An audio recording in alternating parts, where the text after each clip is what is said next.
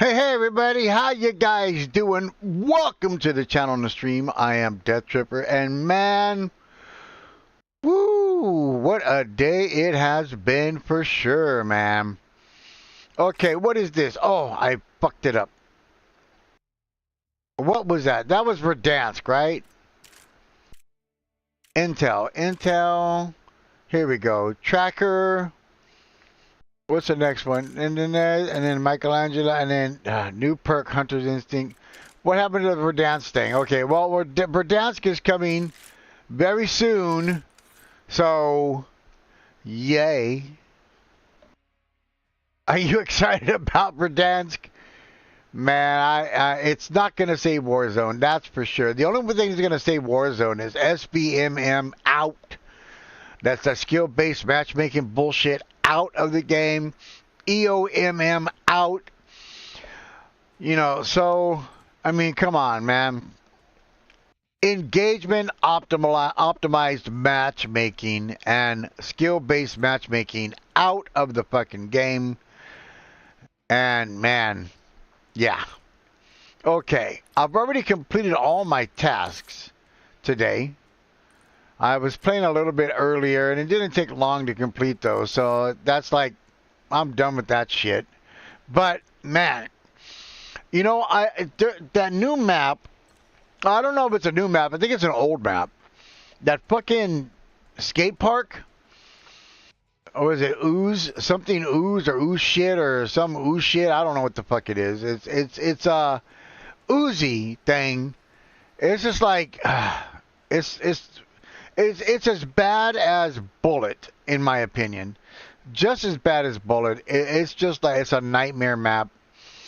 And it's not a matter of learning a map. It's a matter of it's just a shitty map. So, yeah. Just like Bullet. You know, so. Tomorrow. Uh-oh. And can expect a hot. Okay. A high of 58 degrees, 51 degrees on, what is it? Alexa, what's the weather like tomorrow?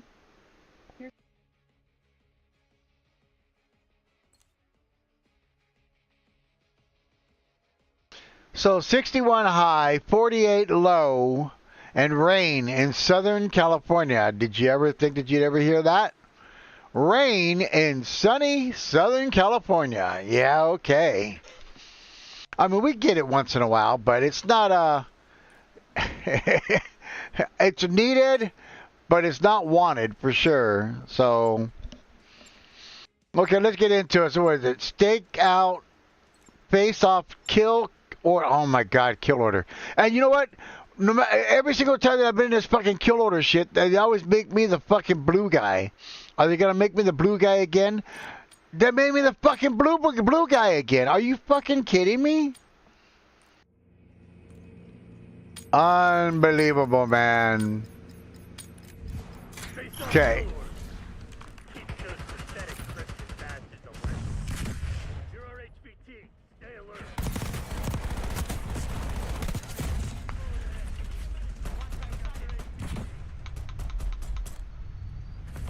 Oh, man. But I killed their HVT. And you like that. How you like me now? How you like that?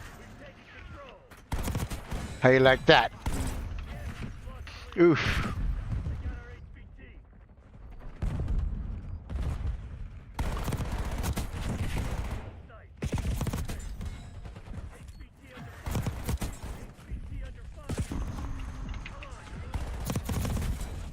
Oof. I knocked their HVT. Oof.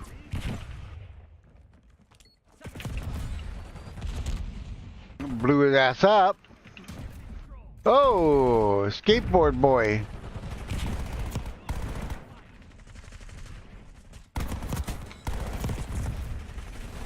Okay.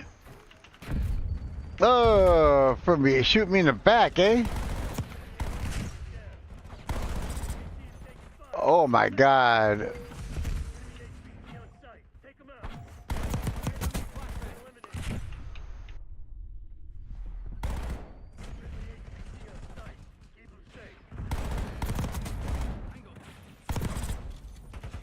Oh my god.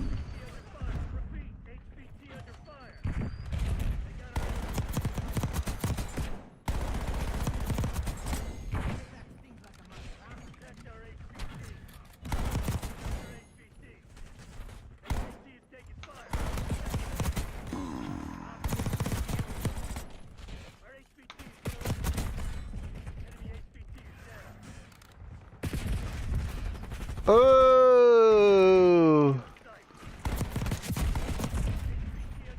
Okay.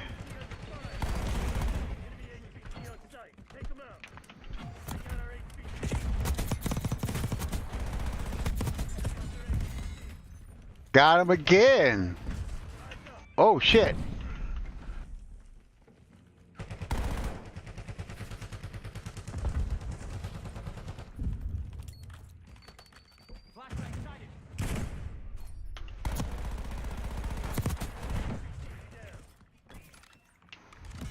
Got him again, ah.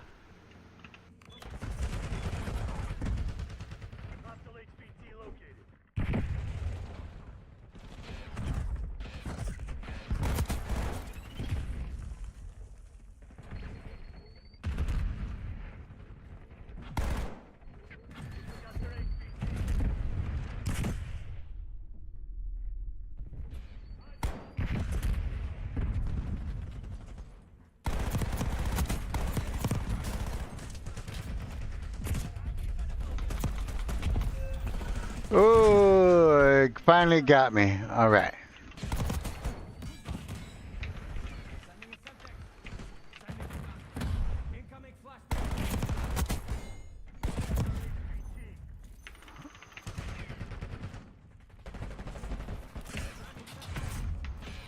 Oh.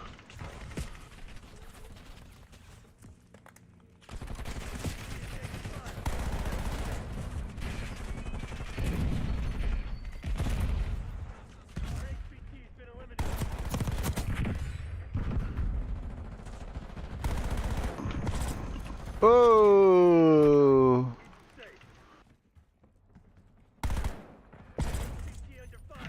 Hey, man.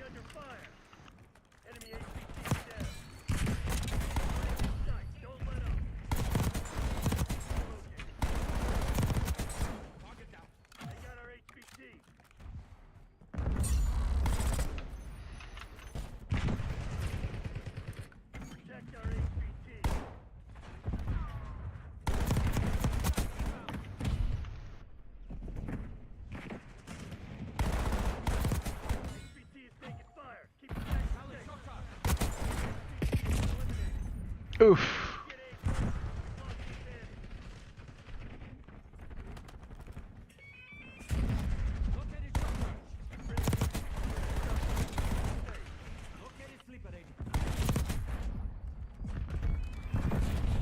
Shit.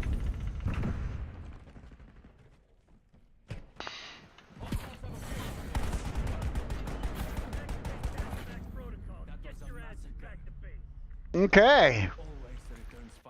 Hey, what's up, Carrot? How you doing?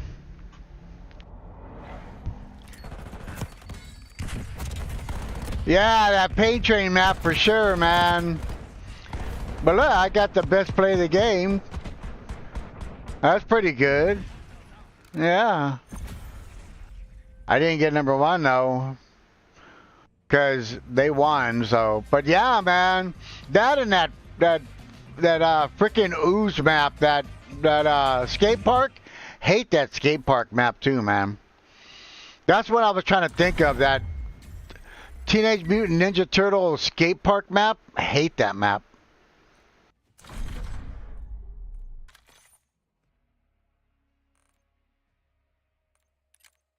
Ugh. So how you doing tonight? Yeah, I did okay. I did okay in that round. In that round, I did okay.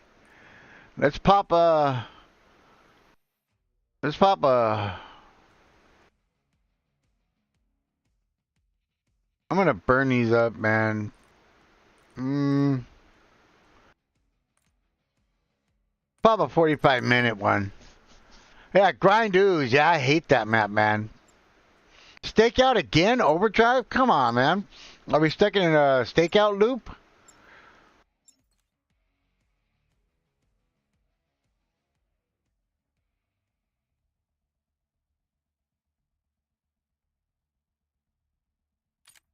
There we go. We're stuck in a stakeout loop right now. Oh no, all of you guys got it? Man, I hope you guys feel better soon, man. That stuff's crazy. Don't try that.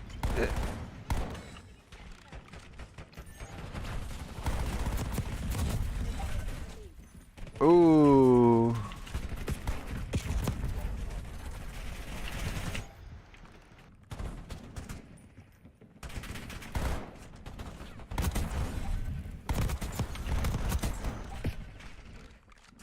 Ooh. Oh.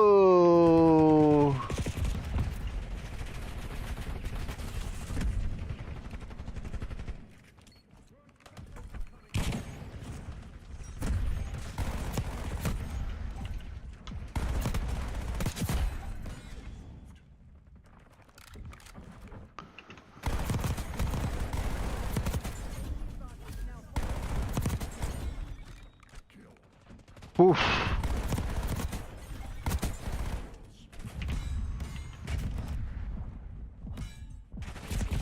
Oh, they got me.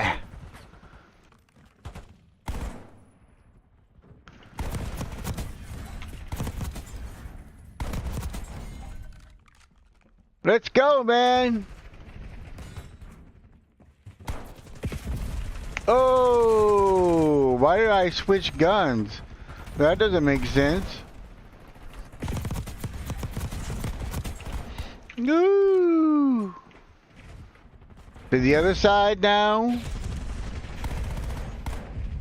Oh, I'm spun around. Oh my god. Yeah, I hope that it's only 24 hours, man. I really do.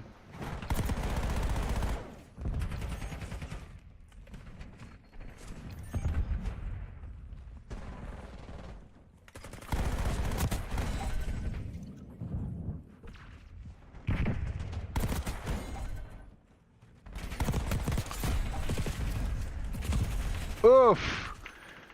I reloaded in the middle of all that.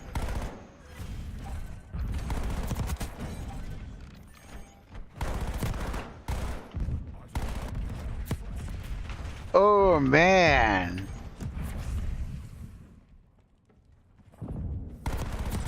Oof.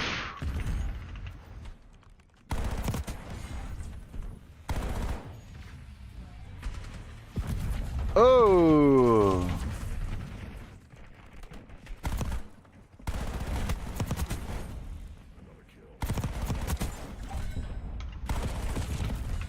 Oh.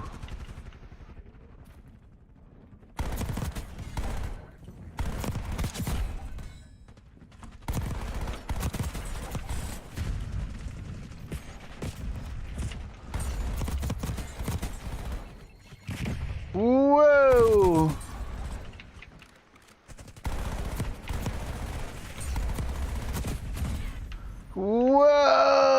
Whoa. Madness.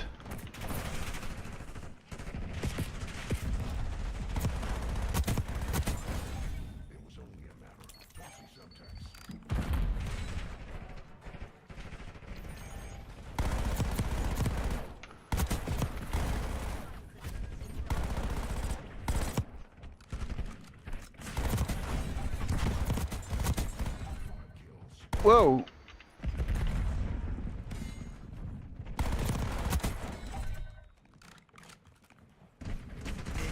You gotta slide, man. You gotta slide. Woo! Yeah, baby. That's how you do it. Did I get best player? Oh, yeah, I got best player too. Cool.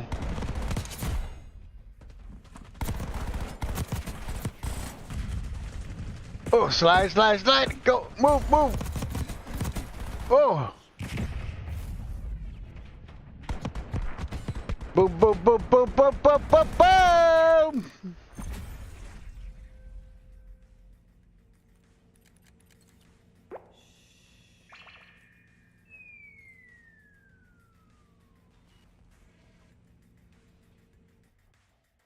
That was fun.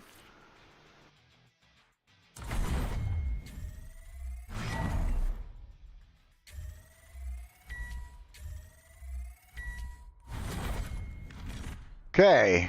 Unlock the goblin. What was my score? 3.54 KD. Wow. That's insane, man. Those other guys, they barely got into the positive. Wow. That was insane, man. That was an insane run. Now, it'll probably never happen again, but it was an insane run for sure. Prestige, I'm doing 1.3 KD in the Prestige 3 and a 1.16 on the win-loss because my team, they lose. But my KD is better. So in Prestige 1, I had a 1.25, 2 I had a 1.27, 3 I had a 1.3 so far. So I'm improving. Ah, look. Oh, my God. Are you kidding me? We're in a constant stakeout loop. And whenever this happens, whenever you get into a stakeout loop, man, or whenever you get into a map loop, it just progressively gets more weird. Like, people don't die, and, you know, and now you feel like there's cheaters and hackers, and they put you in this loop. Because they say, okay, we let them win. Okay, we let them win. Okay, now let's slap them down, you know? That's what it feels like. Now let's slap this boy down, so... Okay.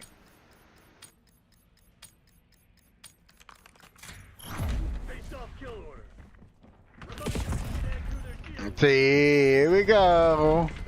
And it begins.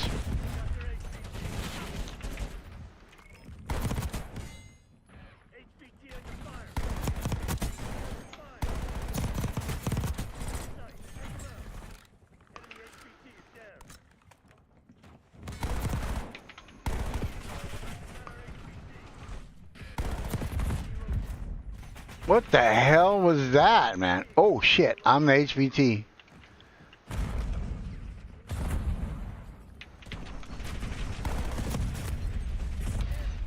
Oh. They didn't protect me.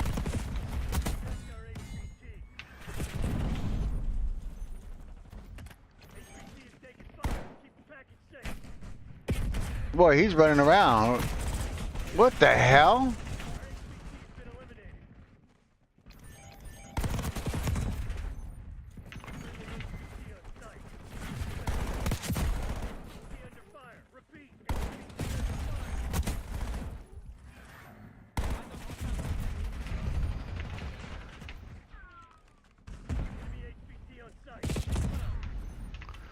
Oof.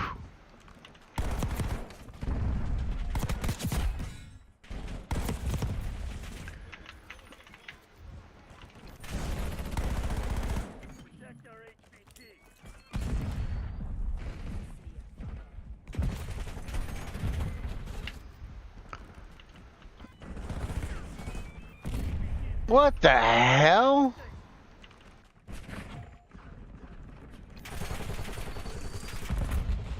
Oh man, I blew myself up there.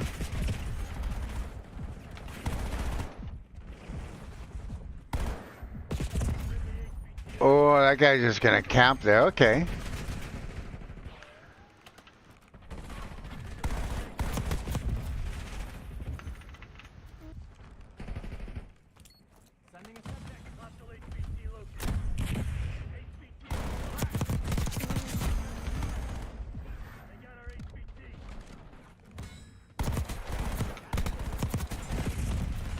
Oof.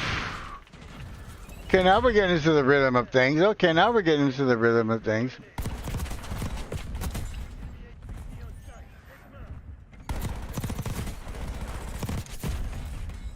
Okay, I finally got an HVT. Okay. Oh.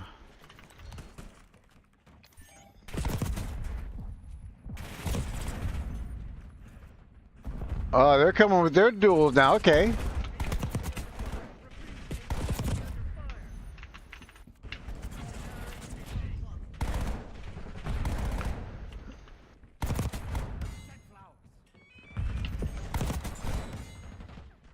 Woo!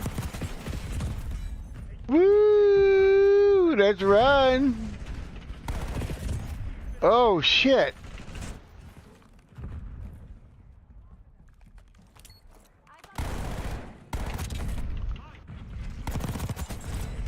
Oh my god!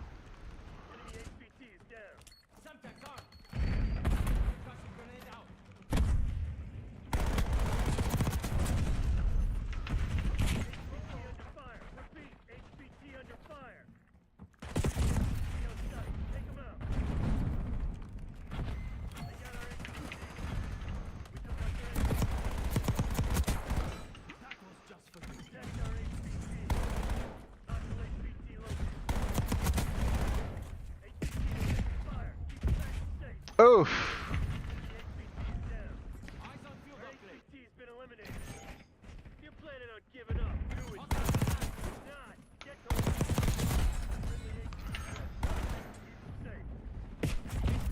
Oof!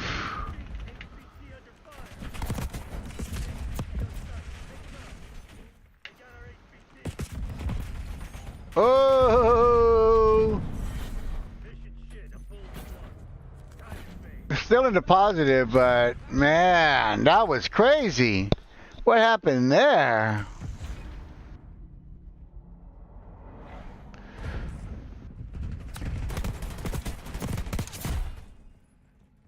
Oh, he's got the Grekova, right? Yeah, okay.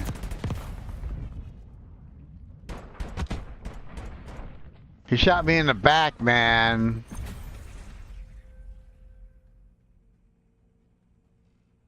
Okay. I get it.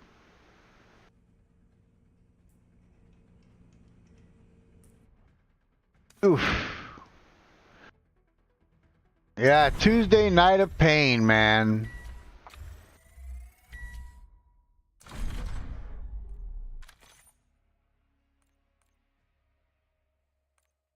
Okay, so let me swap this out. So I want to take this, the Marine, I want to swap this out and go to pistols, Grekova, and double there. Okay. Now I'm going to call this the, rename Grekova. It's a SOG AK. Right. Yeah, the Grekova's fun, man. For sure. So Grekova and SOG, both akimbo. Dual. So, look, we're in the stakeout loop. Like the endless stakeout loop, man.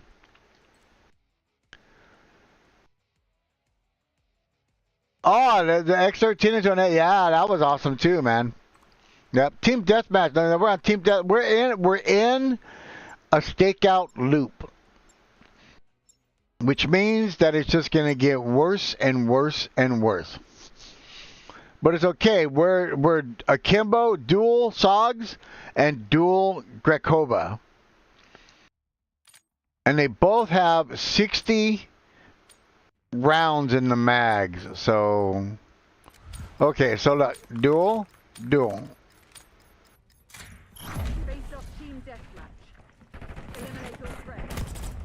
Holy shit.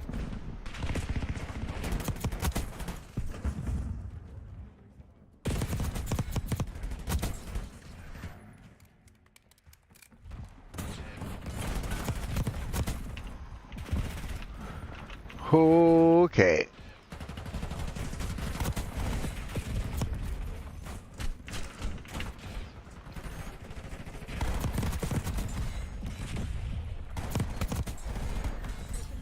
I couldn't even see. I was blinded. I was completely blinded there.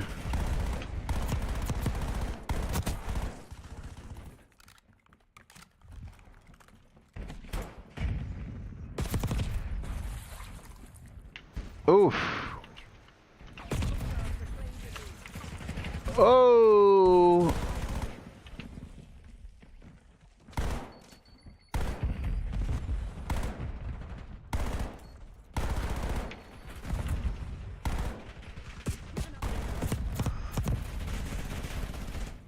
I should have tossed a Simtex.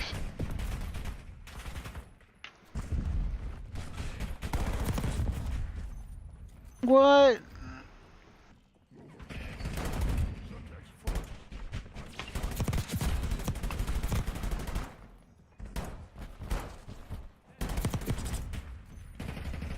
What?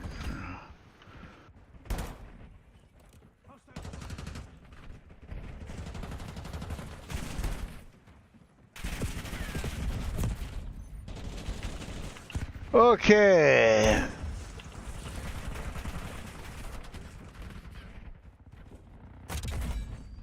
Got him.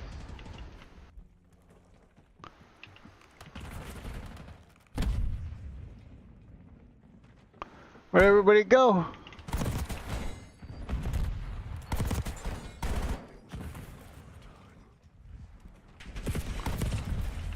Oh.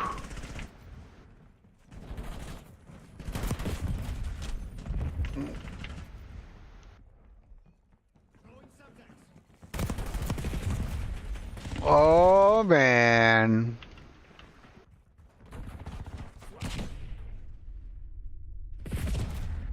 I got stuck on the other side of the wall, yeah.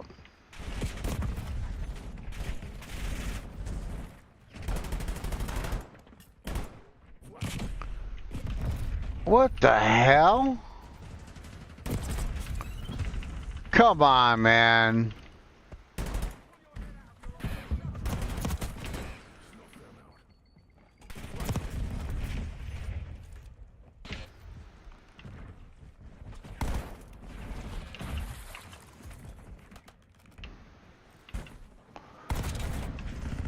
Oh, are you kidding me?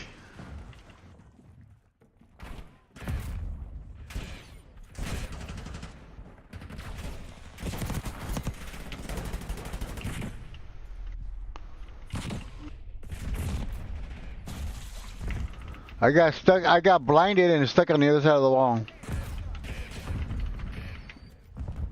Okay.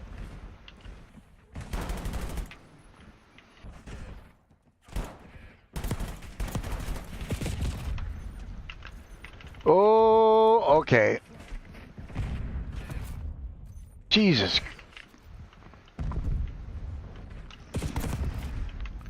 Come on, man. Are you kidding me? Okay.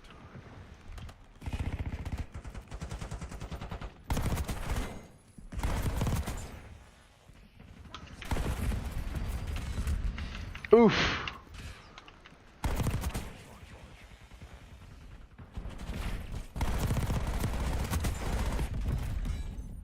Oh.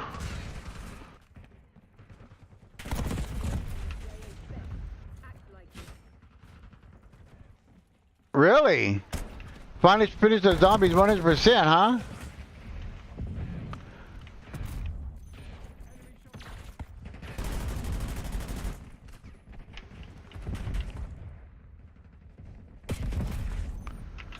Ooh.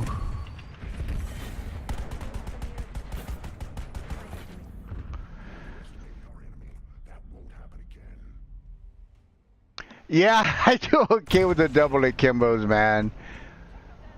Ah, it's that same guy again. Double Grekova.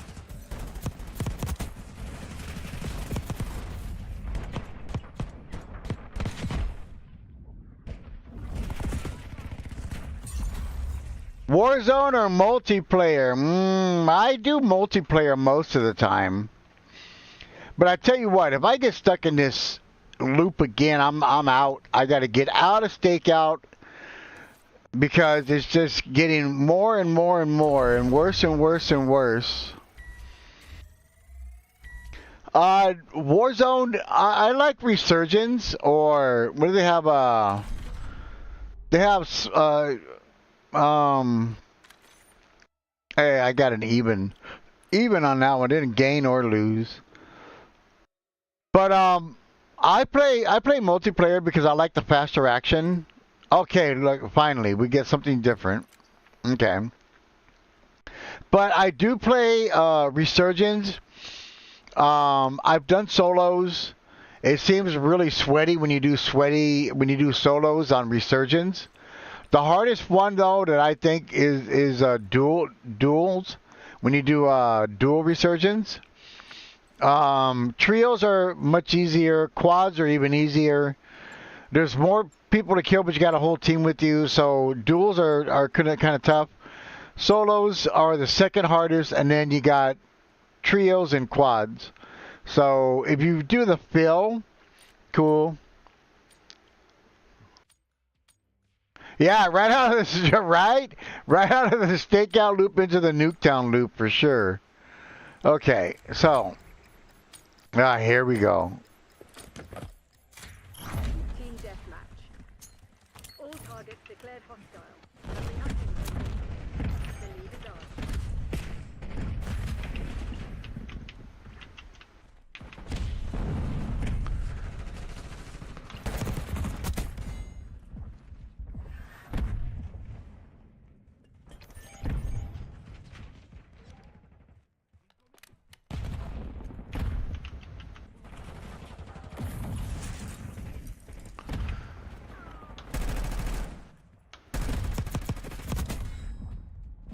I got stunned and shit.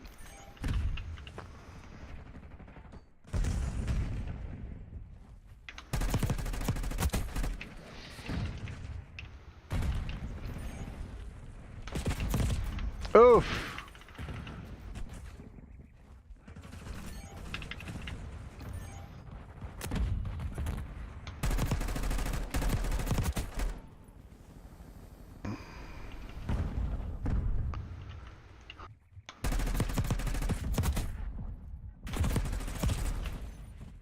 Oof.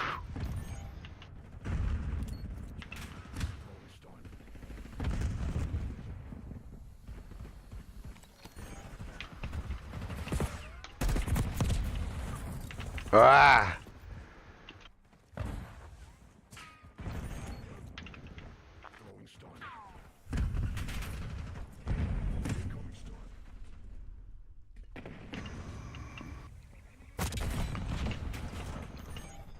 What was that? Was that like delay or what? What the hell?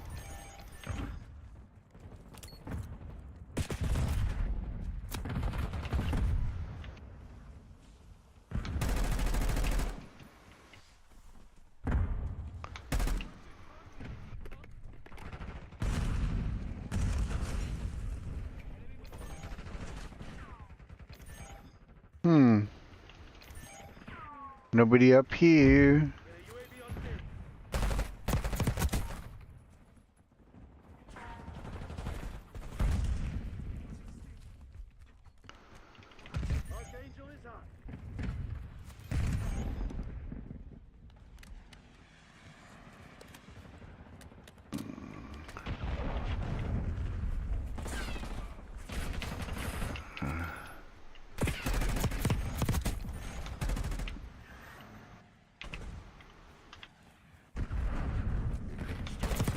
Oh, slid into that, huh?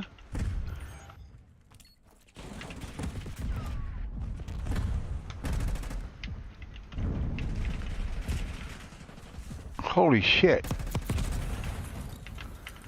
How'd they end up behind us already?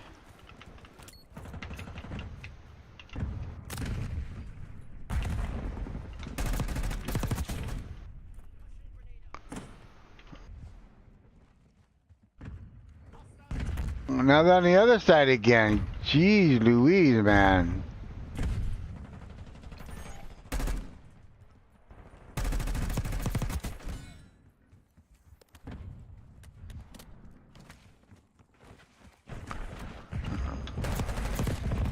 Oh, come on. Are you kidding me? That dude should have been dead. Yeah, okay.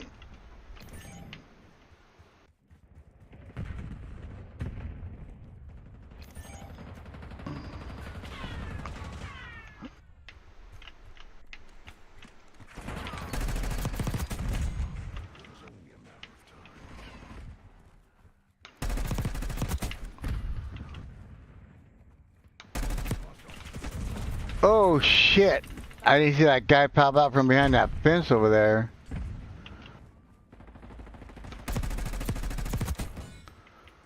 Hmm.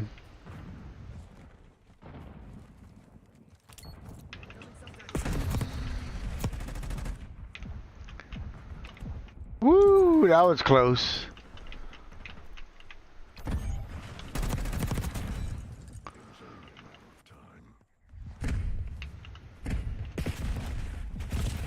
Jesus, sandwiched on that one, huh? Okay.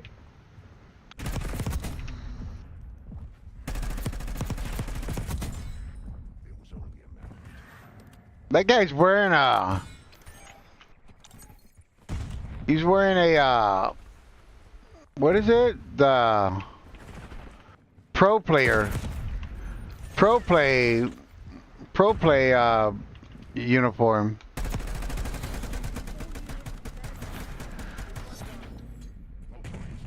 He's wearing that pro play uniform, man. Asian man 13. Okay. Wow. That's that SWAT 556. I like that one. I just don't like the...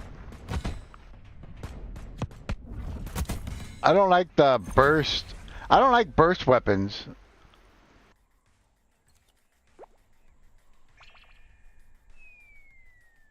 Yeah, I don't like them burst weapons, man. But you got that one and the SWAT 5.56, which is a burst weapon, and then you got that other one, the marksman rifles. So 47. Which one? The SWAT 556? 5.56? You got the SWAT 5.56, that one. And then there's the other ones, right? The other one is AEK 973. That one's also burst. So you like them burst weapons? Oh, Team Deathmatch dealership or... Okay, the SWAT. Okay.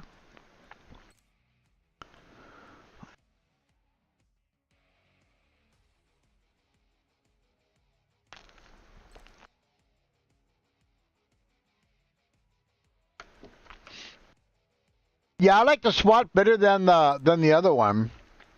The AEG 762 or something like that. The SWAT actually is pretty good.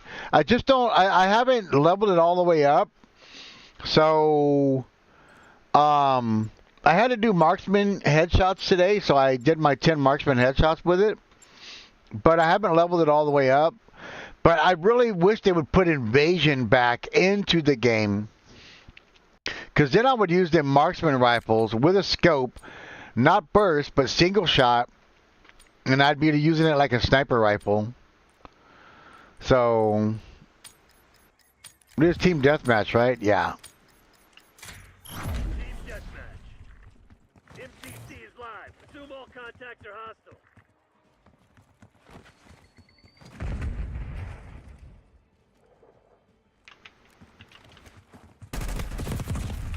What?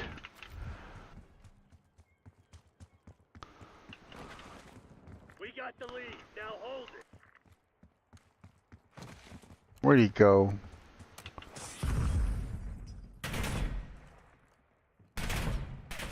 Oh, he's gonna hang out there. Oh! What was that?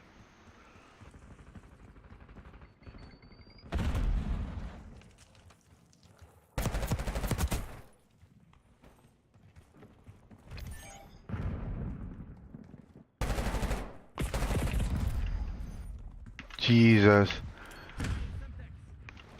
This map's okay, but it's not not my favorite. I saw him moving away. Oh my god, I couldn't get the third one.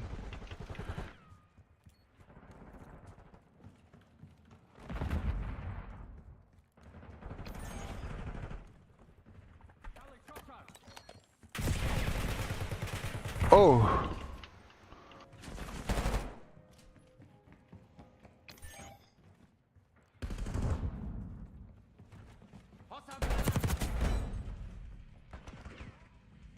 There's that C9. Oh my god.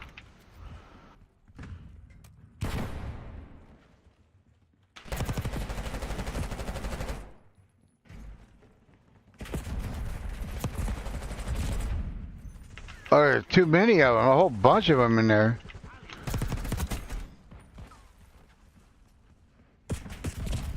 Holy shit.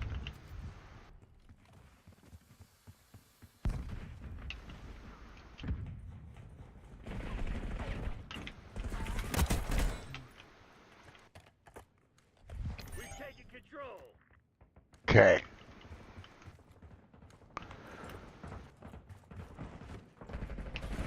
Falling behind.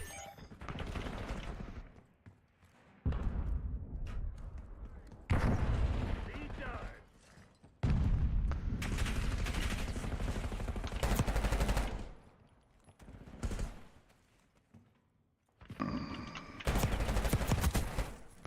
Woo! Holy shit. I hate those mines, man.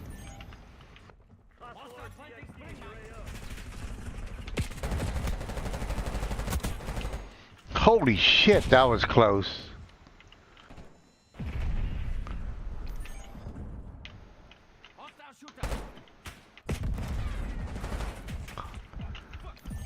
Oh! He tossed that Simtex in there real nice, man. What are you guys doing?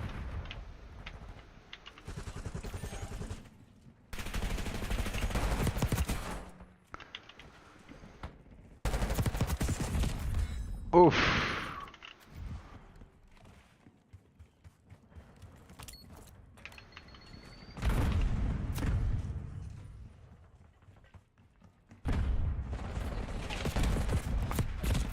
Holy shit.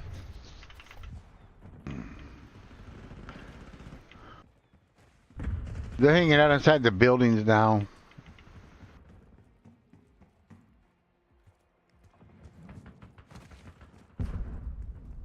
See if we can flank them, man.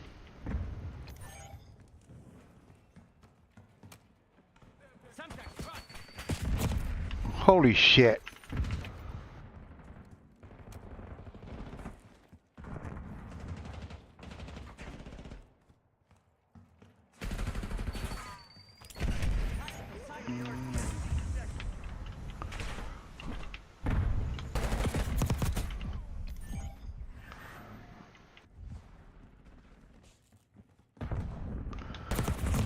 Oh shit.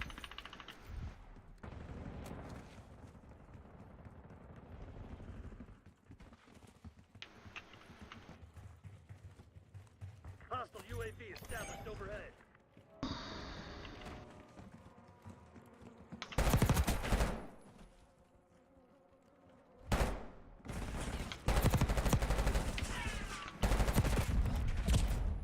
Holy shit, I should have took out my XM4 for that, man.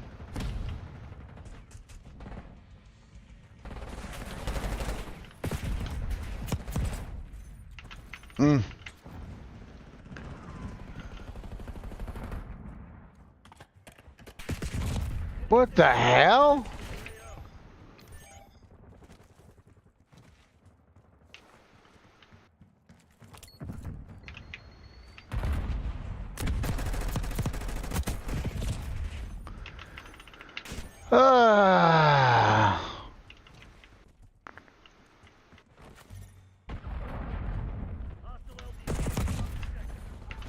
Come on, man.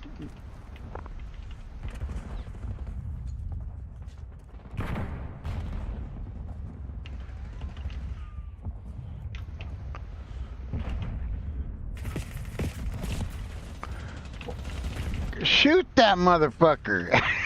Come on, man. Are you kidding me? Let a bunch of company assholes beat you. Fight back, damn it.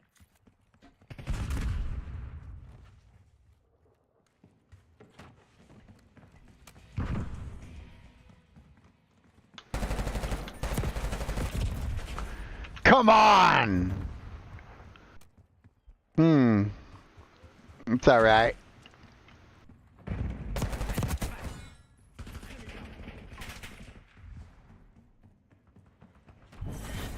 Oh. Oh, I had a minus KD on that one. Didn't do too good on that map.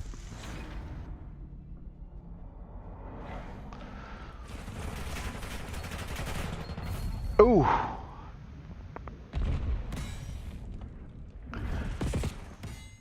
Yeah, he threw that Simtex real nice. I think it got me on that one too. I think I was right there. That was like a perfect throw with 5 of us just right there. Should have been more spread out.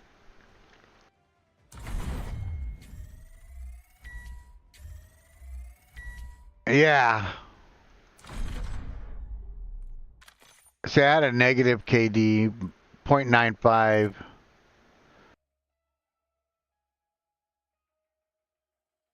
I know. Yeah.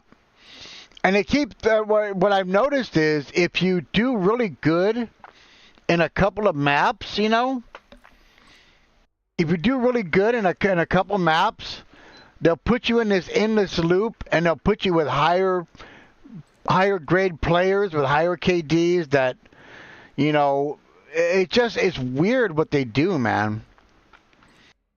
It's weird how they do it. So I don't know if it's scaled that, if it's like that on purpose, or I don't know. Because my KD is not jumping like from 1 to 3 or 5 or anything like that. But it feels like I'm in maps where there's like, you know, I'm playing against pro players, you know, when I'm just a casual player. That's what it feels like. I just don't want to go into a negative KD. And when I first started playing Call of Duty, like for years I was always a negative KD, kill death ratio, and I felt like when I was playing with my friends and stuff, we just had fun. Yeah, it has to be purposely, right? And we just have fun, you know. But when you're playing, you want to do good to help out your team players, you know.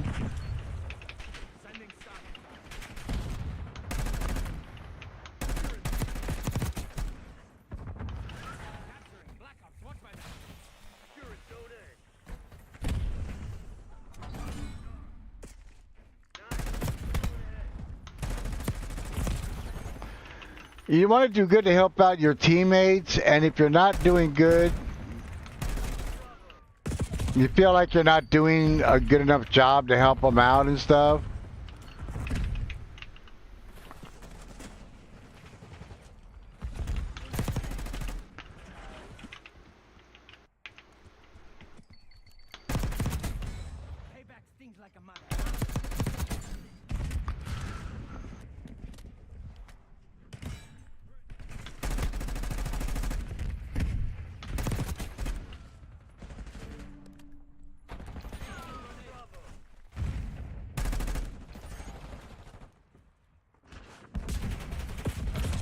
Oof.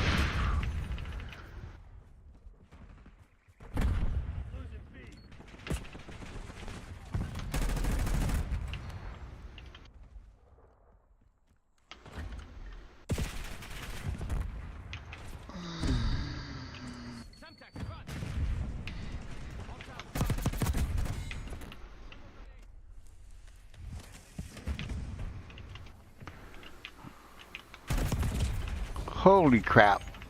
He got me. Losing Bravo.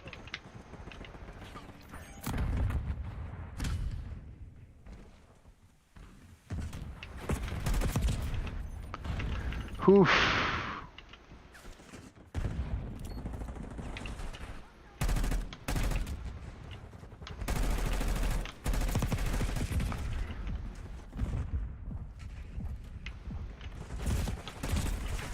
Oof. So that's why I kind of like.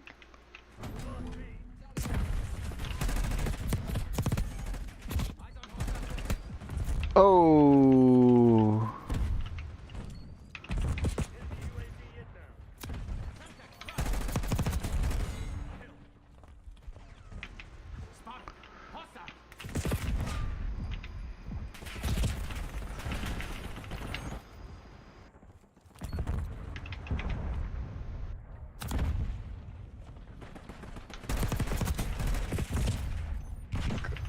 Where are these people popping up from, man? Are they like laying prone and then they just pop up all of a sudden, or what? What the hell was that? Bravo underway.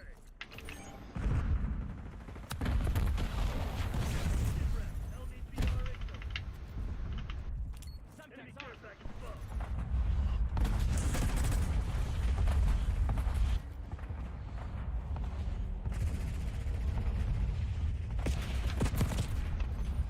All of a sudden, these guys are like godlike, right?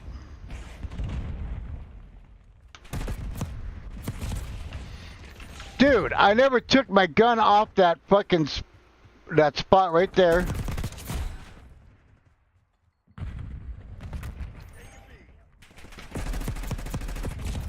it out.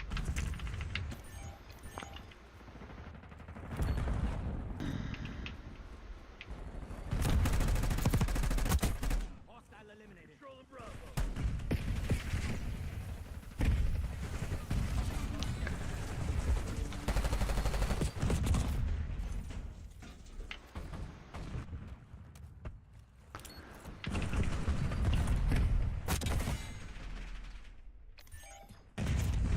What the hell? Sending a Semtex. Sending stun.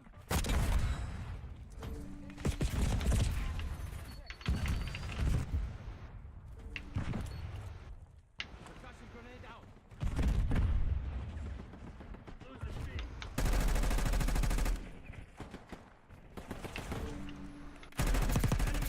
Counter UAV incoming.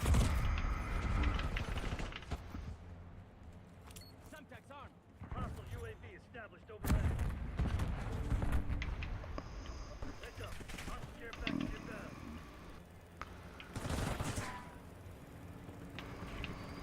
Taking A.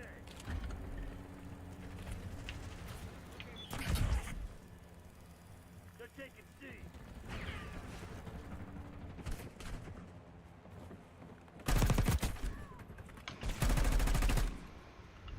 Losing Bravo.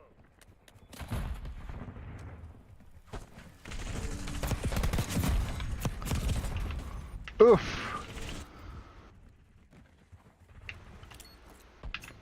Stun thrown. Back off.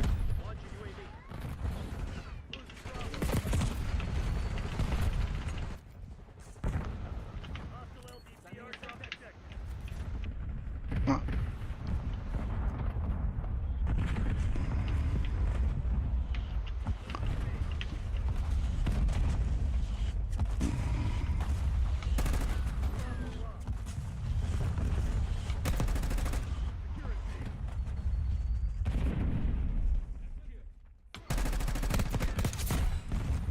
Oh.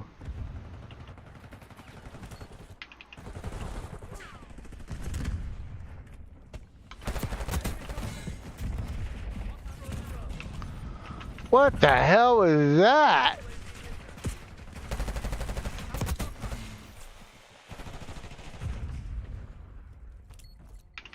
Sending stun.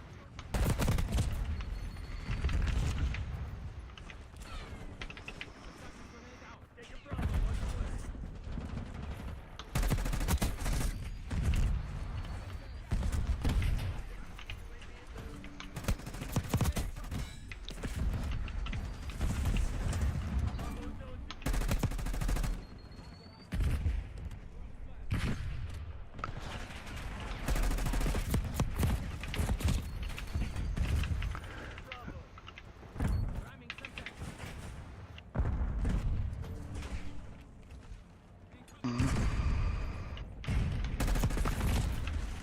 What?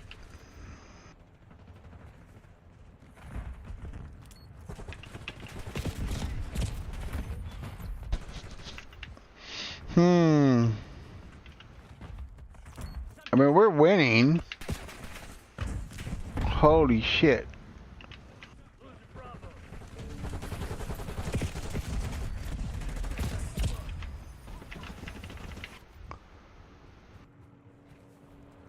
Ramming Semtex.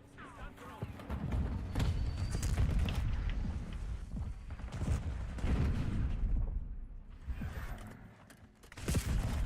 Hostile UAV established overhead.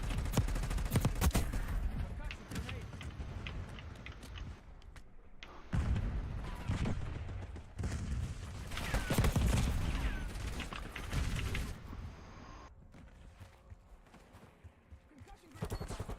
Sending a Semtex.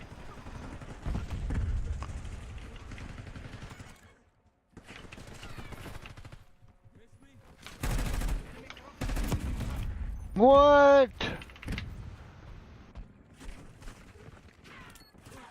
Ramming Semtex.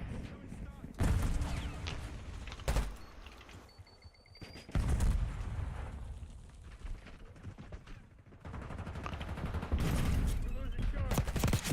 Boom. Dead.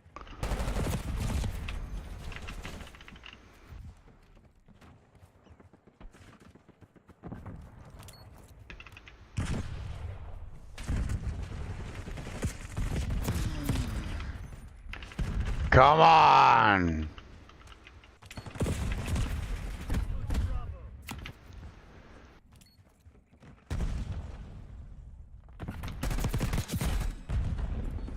I don't have that Semtex.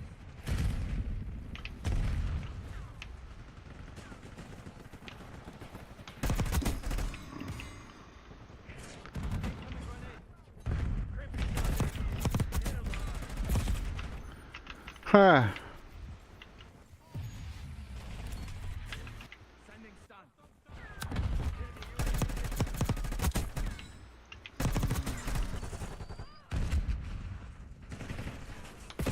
Holy shit. Okay.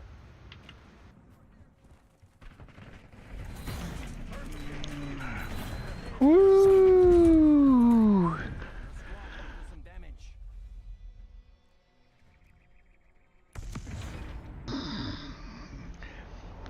Yeah, because I think it is purposely, like you said, because the thing is that if you get up into the higher ranks, you know, to get up to the higher ranks, you gotta be like consistent, you know, consistent with your KD and stuff like that.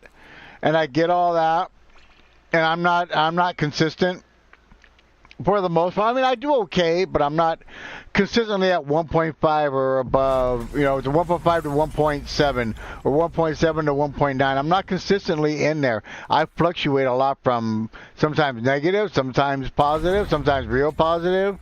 You know, but it's like I think they do it on purpose to knock you back down so you can fight your way back, so you'll stay in the game more. You know, longer and longer and longer. So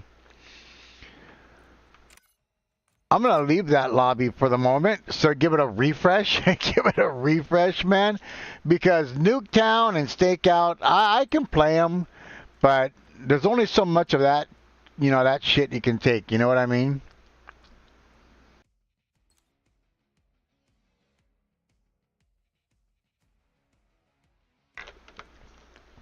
So, yeah, I think it is. I think you're right. It is on purpose. It has to be on purpose. So, well, I'm going to step out real quick. I'm going to take a really quick break, and I'll be right back.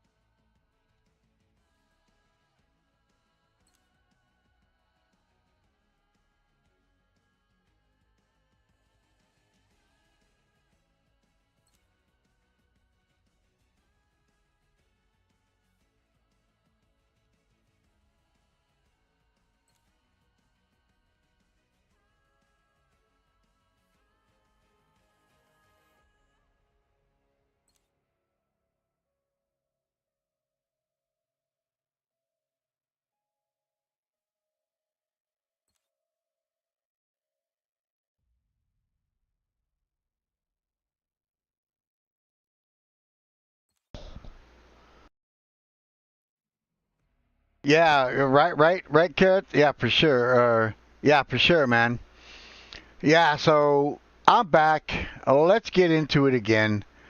But they for sure. That's how they. I think that's one of the ways they keep you coming back because you get to a certain KD, you start to move up in the ranks, and then they purposely knock you back down so you can get back to where you were. And unless you're using, and I hate to say it, unless you're using like some kind of like hack or cheat, you can't get up into a regular casual player who doesn't use cheats or, who doesn't what is it? Use um, manipulations of the game and stuff like that. They you never. Oh my God, stakeout. Okay, can't do stakeout. No, I'm tired of stakeout. Try to get something else. Maybe if I click on small map mosh pit, it'll give me a small map, but it won't give me stakeout. Maybe. I don't know. Maybe it'll give me Nuketown again, and that'll suck. I want to play like Vorkuta or Scud or um what is it? Evacuation? Is it evacuation? Evacuation?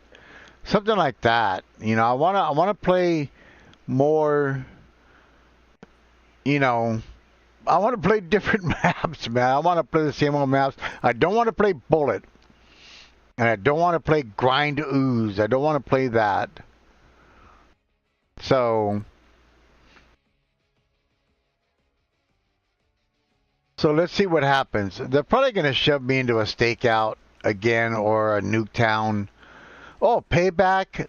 Payback's cool. Babylon, I'm not too fond of Babylon, but Payback's cool. I'm going to select Payback. Okay, so we got 2 on Payback, 2 on Classified, or 2 on Random Map. And then Random Map, man, I hope they don't give us a random map because that would suck. So, okay, we got Payback. Good. So Payback is a cool map. I like Payback. I actually liked it. Yeah, stakeout Nuketown kind of guy, huh? Yeah, nah. Yeah. They stick me there a lot. I've noticed that they stick me in those maps a lot, and I don't know why, but they do. So, we got Payback. Okay, cool. So whoever kept flipping it around in the end right there, they screwed it up, and they didn't get what they wanted, so we got Payback. So Payback's a cool map. I liked it. I actually liked it in the campaign. It was actually a cool spot where you had your headquarters set up and stuff. It was actually a cool spot to be at, It was a safe zone for you, but it was a cool spot. So I like this Payback.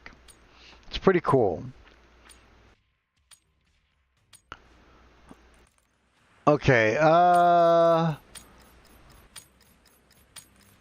Team Death. Destroy let's open up all the doors. Claim the advantage. Oof. That didn't work out, now did it?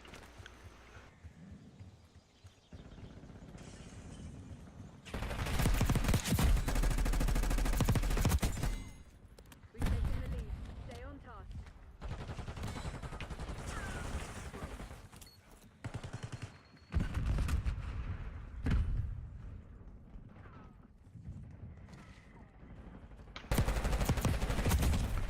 Oh, I got shot in the back, man. You're falling behind, Crimson. Holy shit. Okay, I know where they're at now, so. We're winning. Keep it that way.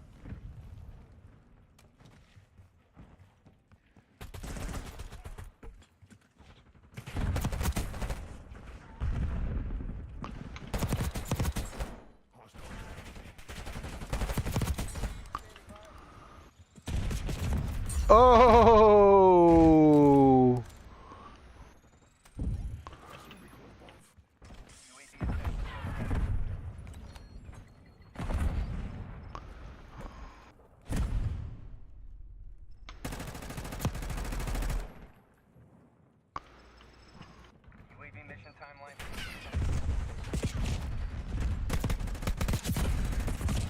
Oof. Didn't get the second guy.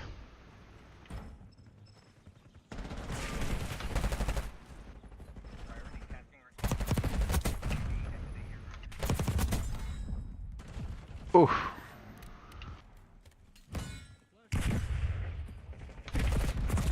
Ah.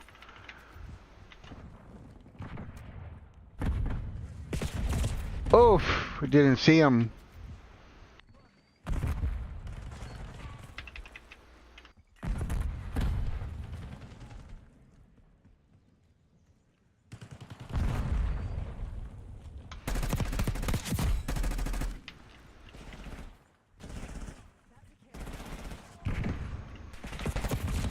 Oof.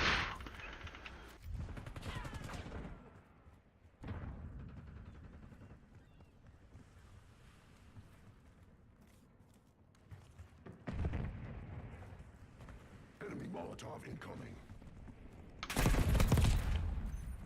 Come on. Hey, what's up, Native Outlaw? How you doing? Haven't seen you around for a while, bro.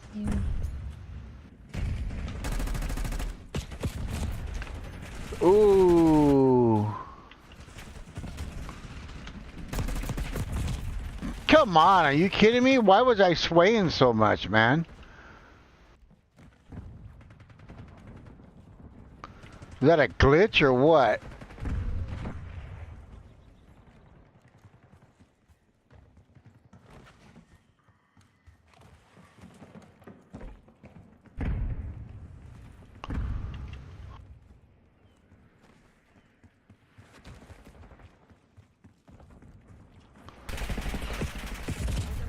What the hell? Oh, he's a secret agent. Okay.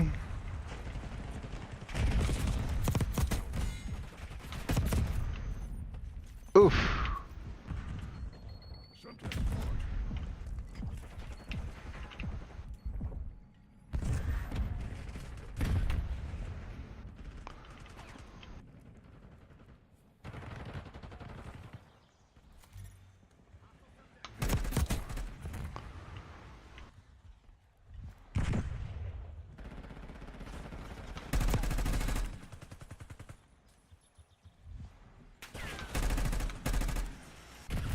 Holy shit.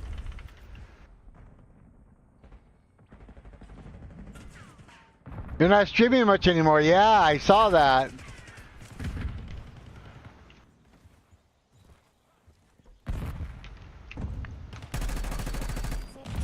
Oh shit. Yeah, I still stream like, well, I was streaming 4 days a week, but I ended up streaming on Saturday and Sunday.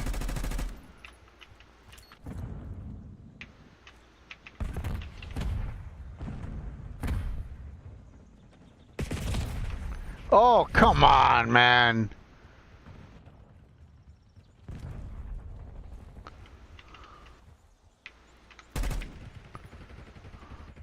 Don't pop up in front of me, you'll get shot.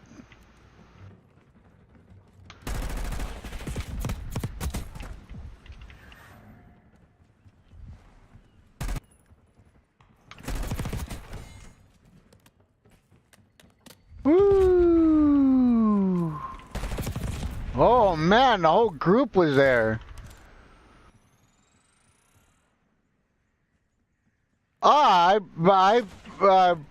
YouTube is cool, Twitch is cool. I do both. I stream on both at the same time, but I really am trying to build my YouTube channel more than my Twitch, because I hear Twitch is really screwing up with money and stuff. Yeah, so they're like trying to.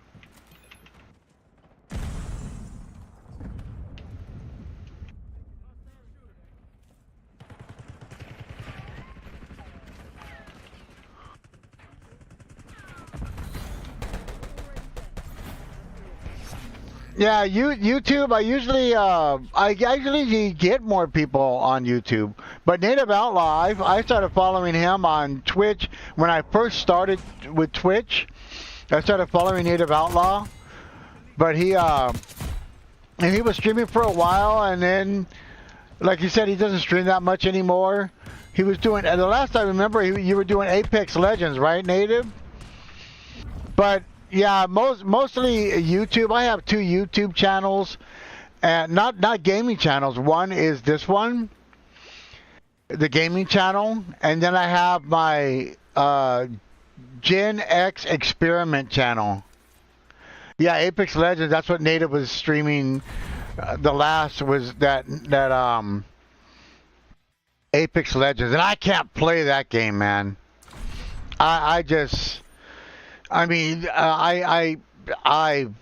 want to talk about somebody who sucks at a game? I really suck at Apex Legends. I mean, bad. Really, really bad. So, yeah. Really, really bad. So, yeah. I can't play Apex Legends at all, man. I have tried it 5 or 6 times, and I just cannot play that game.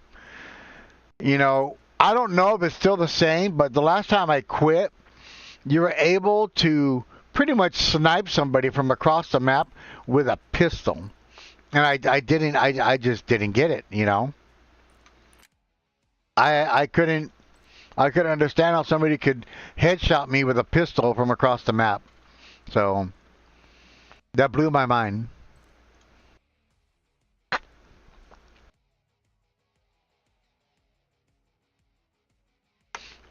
But yeah, I'm more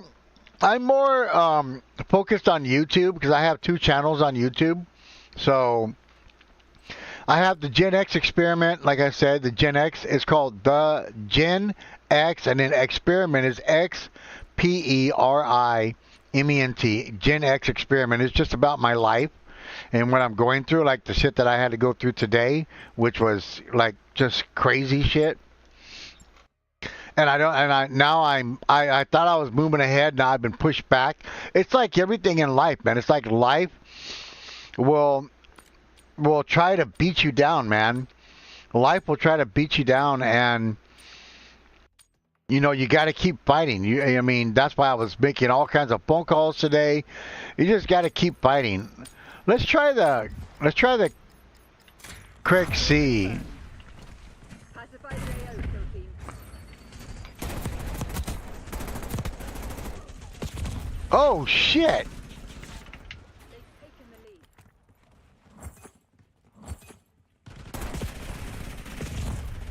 Holy shit!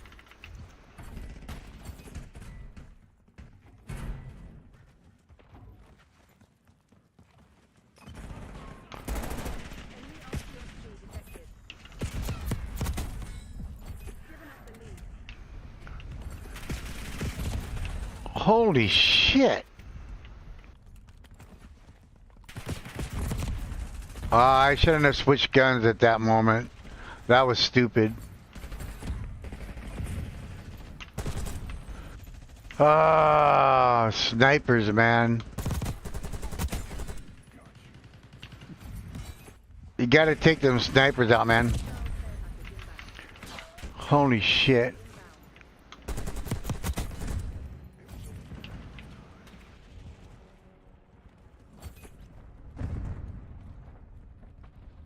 Hostile sentry turret active.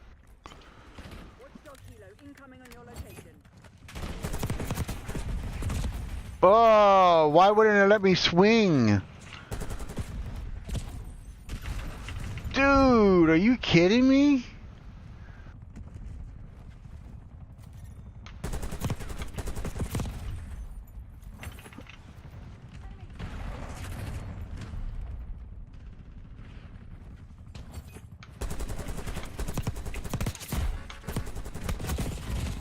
Holy shit!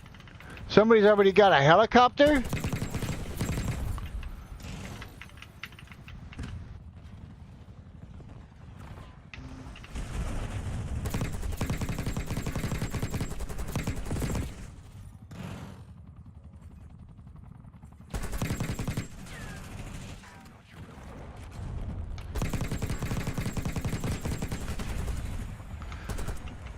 Got it.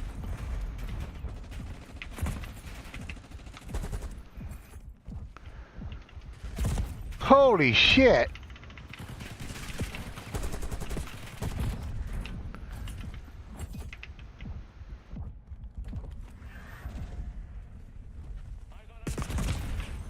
Dude, how did he know that I was coming out that door, right?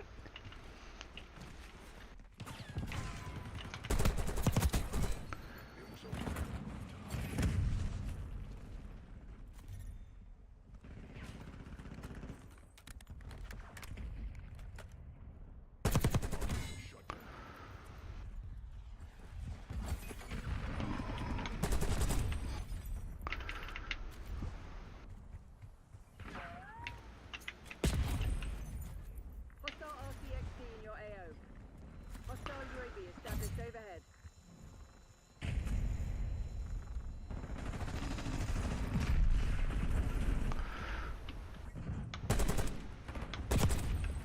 Dude. Okay.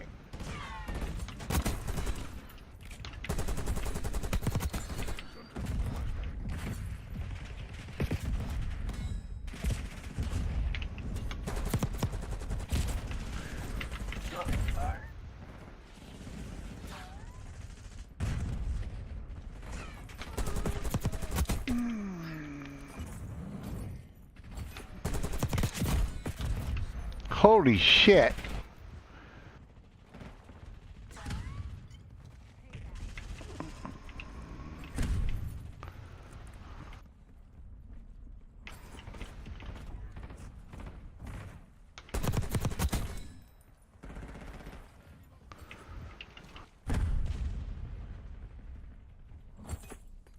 Enemy RCXD.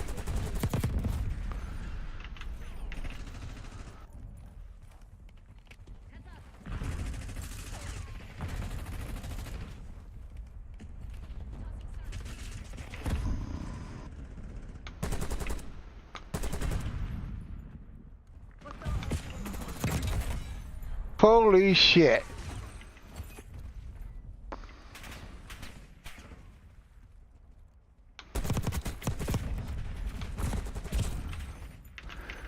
Ah.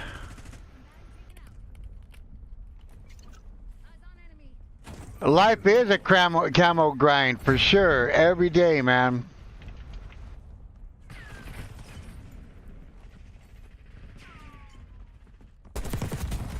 Holy shit.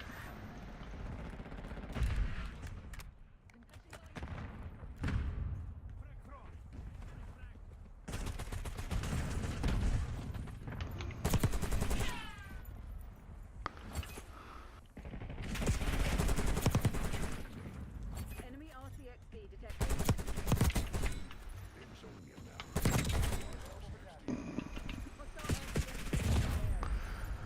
Jesus.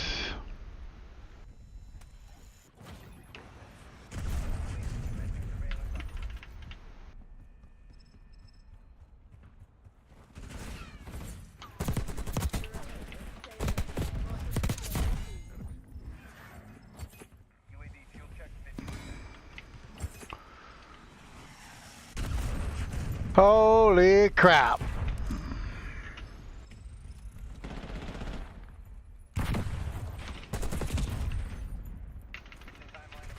They're using that SWAT.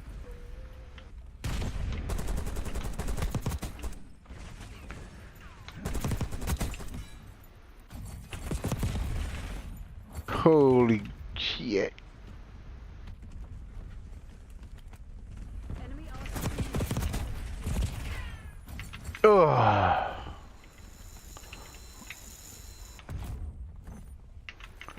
Of course.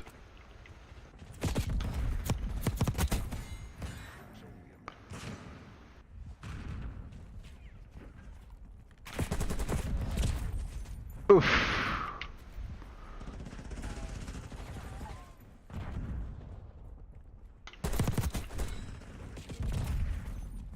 Jesus.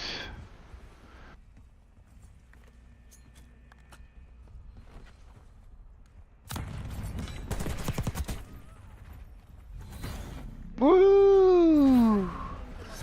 There we go. When can I expect a transfer?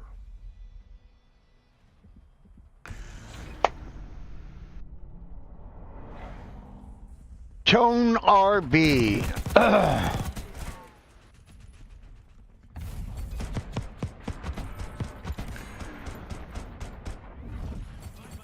That guy just had us all lined up, man.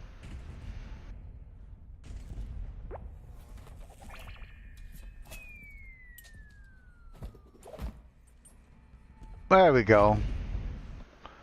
Okay. So that wasn't so bad. 48. Okay, we're trying to get to that wonderful 55. What did I score? I had a 1.13.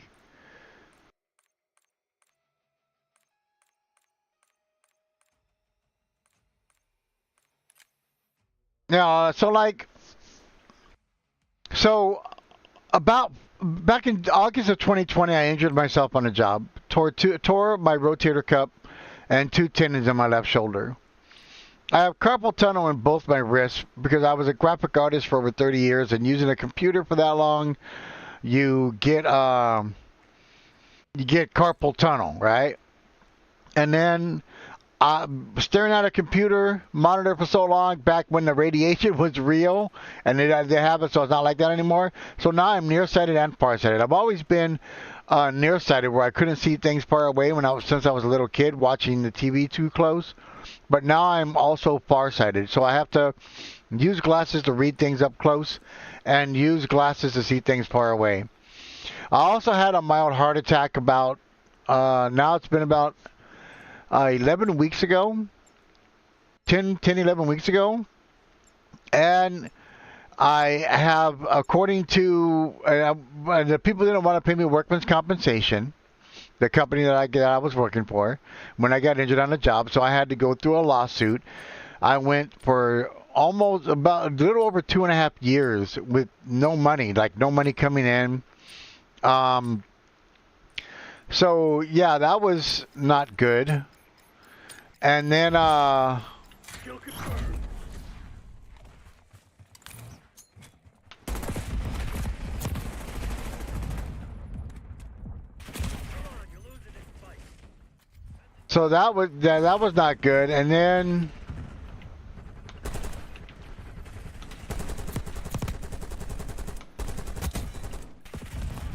holy shit.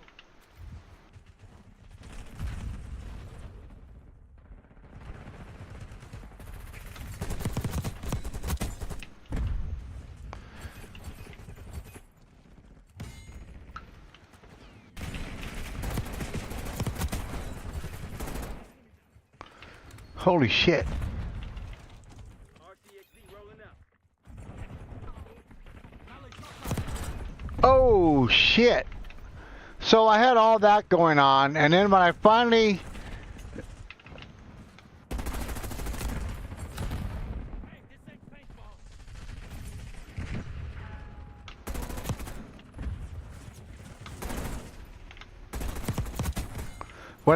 got my settlement from the lawsuit, because of course I won. You can't not pay somebody workman's compensation.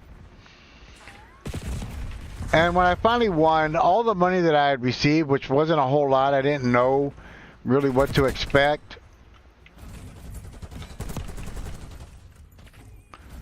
But I guess I shouldn't have expected a lot, because that's just not the way workman's comp works.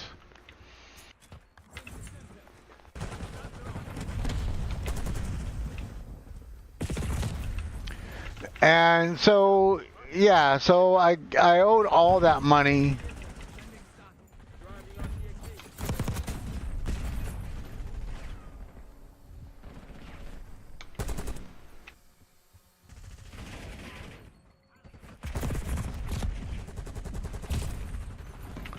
And I had, just a little bit left over for myself.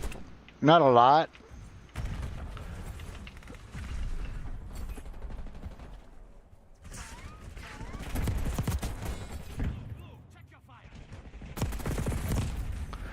And then, so now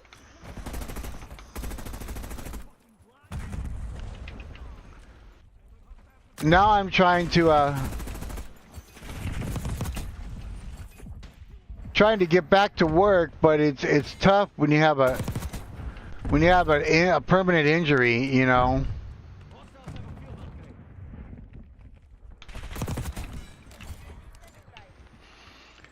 And nobody really wants to hire you, you know. And then, you know, I'm 58 years old, so a lot of people don't want to hire older people anyway, you know. It's already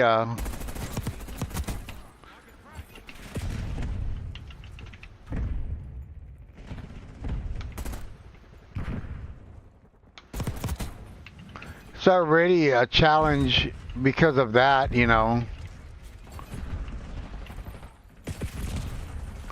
And yeah.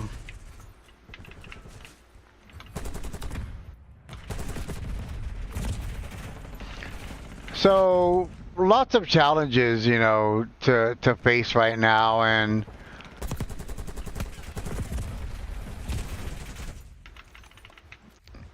Enemy target confirmed. what? I had them on point, man.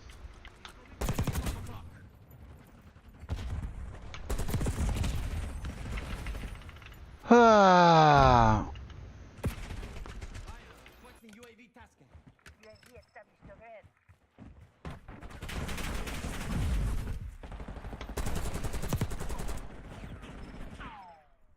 Hostile UAV established overhead.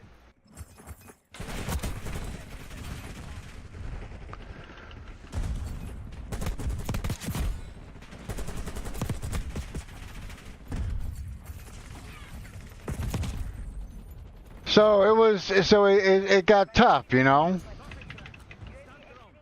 So I'm on SSI, which is Supplemental Security Income. And it's not much, you know. I mean, it doesn't even really pay the bills and stuff. If it wasn't for family, really for family and my friends and stuff helping me out, I'd be in a world of crap, honestly.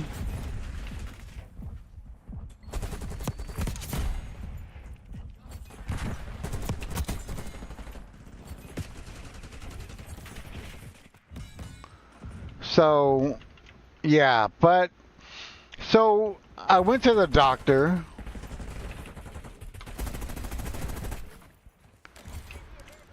And I went to the doctor back in December of last year. And the doctor gave me a blood test, and I guess I was borderline diabetic. Driving RTXD. We have the edge, but don't get cocky. This shit ain't over. And I was borderline diabetic. I was low on my B12, and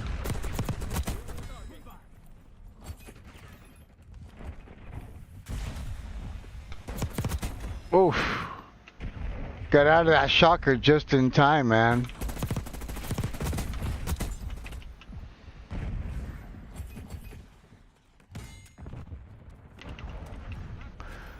And low on B12,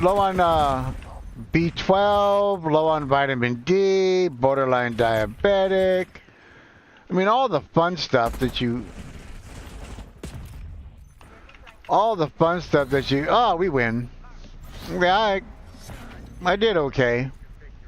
Hotel Sierra. All the fun stuff. And so my doctor gave me all this medicine and said, hey, you know, take this medicine and we'll check your blood in like 3 months, right? And I was like, oh, okay, cool. So, taking my medicine now for 3 months. I had an appointment today. 4/11/2025 at 3:30. Okay. 4/11/2025 at 3:30. Okay. And so I called them because they didn't call me. Usually they call me the day before and say, hey, you have an appointment tomorrow, you know. And I was like, oh, okay, cool. You know, because I got all these issues that I'm going through. And I need to see a doctor to get them fixed, you know. I've seen a cardiologist. My heart's okay. They think that I had the heart attack due to stress and anxiety and depression. Because when you get stressed out, especially with finances, and then you get anxiety, the stress and the anxiety leads to depression. You know, and so that's what they think has happened. Even though I don't diagnose myself. I never try and diagnose myself, but they diagnosed me that way. And I was like, okay. So go to my doctor, get the blood test, got to go back and do another blood test today. Well, because of what's going on in the USA with Trump and Elon Musk and all the people getting cut and all the money not being sent where it's supposed to go to and stuff like that, my doctor no longer works at the doctor's office where I was at. They have a new doctor that's only there on Wednesday and Thursday in the morning, and my appointment was for today on a Tuesday in the afternoon. So my doctor is no longer there. I mean, it's because of all this stuff that's going on in the U.S., all this madness going on in the U.S. So now they have a new doctor there. I can't go in the afternoon anymore. I have to go in the morning.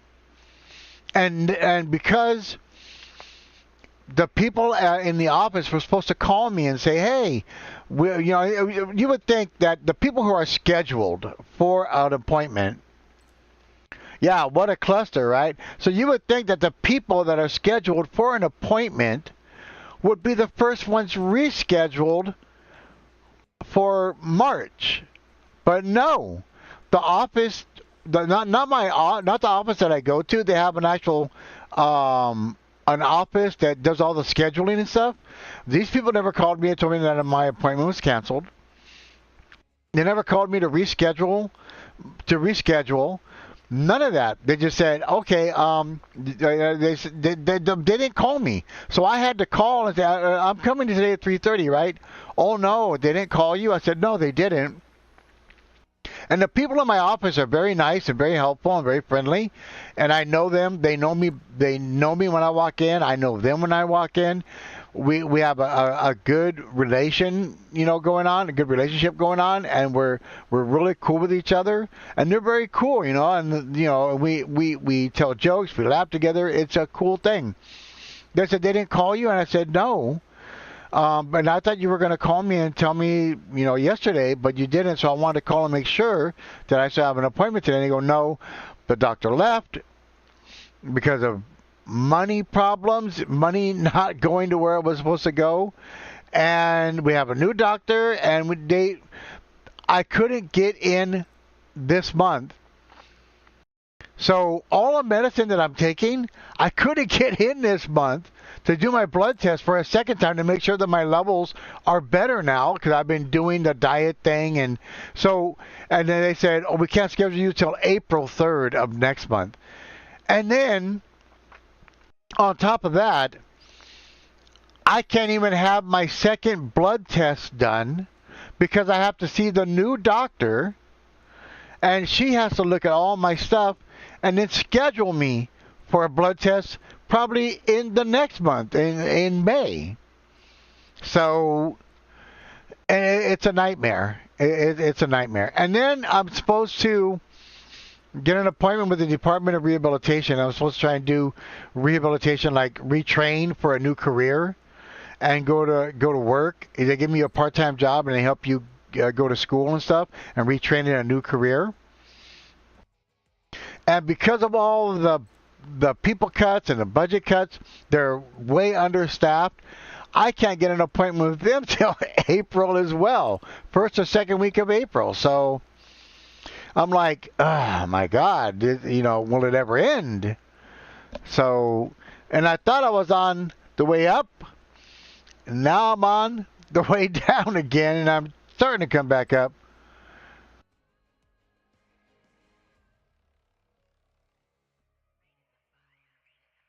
Yeah.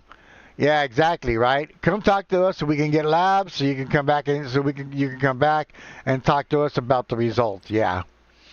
And then I can't even get my second labs to see if I'm doing better because my doctor no longer works there because of all the staff cuts and the money that was supposed to be sent from the Medi-Cal, Medicaid. That particular stuff is what I have right now. I have Medi-Cal, which is Medicaid. Money wasn't sent. Payments weren't made. People weren't paid. And then doctors leave, and then you get new doctors, and then you're short-staffed again, and oh my God, it's a nightmare. It's a never-ending nightmare. So, yeah. It's a never-ending nightmare. But, so April, yeah, April. But I don't know. But, yeah. But I'm going to be okay because I have a really good support group, you know. I got my family and my friends that are amazing support group. And then I got all the people who come and like you, Kareth, and you, Native, who come and talk to me and help me keep a positive mindset, you know, and help me,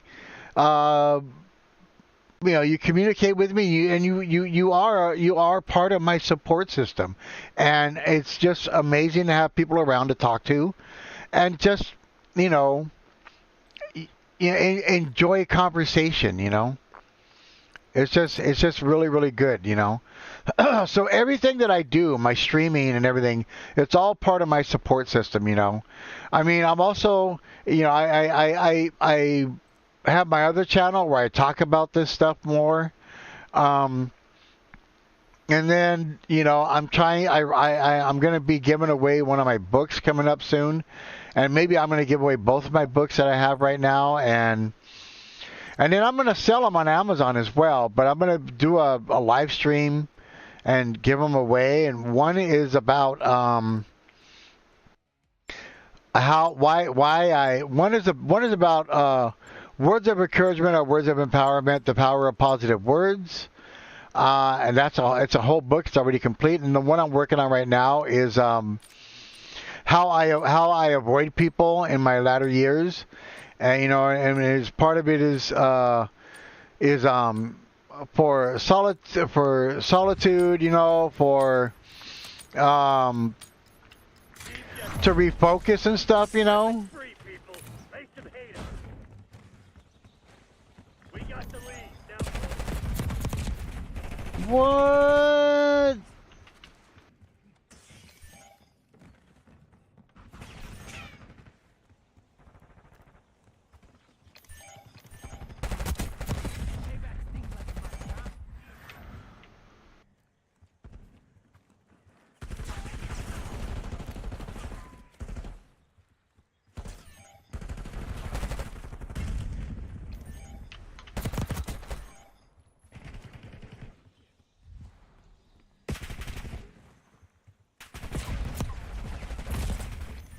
Hoo-wee. So yeah. Oh, this guy's just running in front of me. The opposite team. Just running in front of me.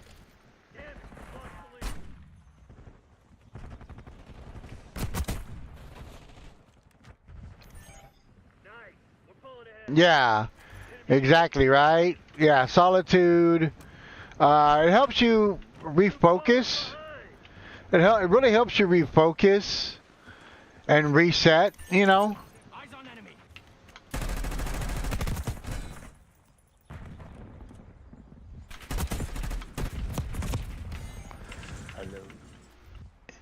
Hey, what's up? Hey, Miko.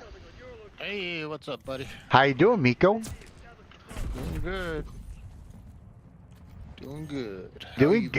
How Doing you good. Doing good, except for all that, man.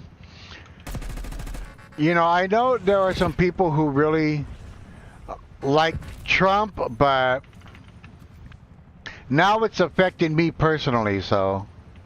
What's going on? Well, I had blood done in December of last year. I had my results given to me in January of this year. I was supposed to go back today, to get more blood tests done to see if I was doing okay. And because of the staffing cuts, because of money not being sent from Medicaid, you know, my doctor wasn't paid, and so they let him go, or he quit, one of the two. And So the doctor no longer accepts Medicaid. no, my doctor no longer works there. Works there. Really? Yeah, because money wasn't sent. He didn't get paid. Medicaid, they stopped. They didn't send out a bunch of money from Medicaid. Like people say, oh no, they're paying. They're not gonna affect people's stuff, but they did. And because my doctor no longer works there because there's no money, they put a doctor in there who was only there 2 days a week in the morning only. And now I've been rescheduled with a new doctor for April 3rd. Oh, wow. And I gotta do, maybe I gotta do blood tests again, or maybe no. So if they already did the blood work and they have the results, why Yeah. doesn't that doctor just look at your file and read it? Well, There should be doctor notes. You know what I mean? no, they already read. They already know what the problem was. I had low vitamin D, low vitamin B12, possible borderline diabetic. But I was supposed to go back. I was supposed to go today for more blood tests. Oh, okay. I thought you were going for the results. Sorry. No, So you were supposed to get more lab work done today. to see if I brought my if I'm doing good, you know, to see if I'm doing good. And my doctor that was going to do my blood test no longer works there, and there's a new doctor, and I can't get blood tests from the new doctor because they have to look at all my papers and say, oh, they won't give. They won't give you they won't issue the order for the blood work because he doesn't know your case. Yep, the new doctor. Yeah. Yep. And I can't even see him till April. My appointment for today was canceled because my doctor no longer works there and there's no budget, you know? So I couldn't even... They told you he quit because of the budget cuts? Well, they didn't say he quit. They said he's no longer there for financial reasons. And the lady there said, I don't know if he quit, but I know he didn't get paid. So the money that was supposed to be given to him from Medi-Cal or Medicaid, the money never came to the clinic, and he didn't receive any fundage. And you were doing this under federal Medicaid, not the California one, not the state one. Well, no, it's Medi-Cal, so it's Medicaid. Yeah. Okay, Medi-Cal. Well, when Medi-Cal is California. It's California's Yeah. Medicaid. Yeah. But it's still Medicaid. Yeah. Yeah. Well, the thing is like sometimes like I'm just trying to understand because like I know you have the federal because when my dad was sick years ago and we were getting everything taken care of, he had Medicare and because he was over retirement age. Yeah, he had So he had Medicare, Medicare. and he probably had his Plan B on Medicaid. Well, he didn't have Medicaid because he had VA benefits. Oh, So he okay. had TRICARE. And Okay. TRICARE covered like 99% of everything that Medicare did not cover. Uh-huh. But there was even issues within that.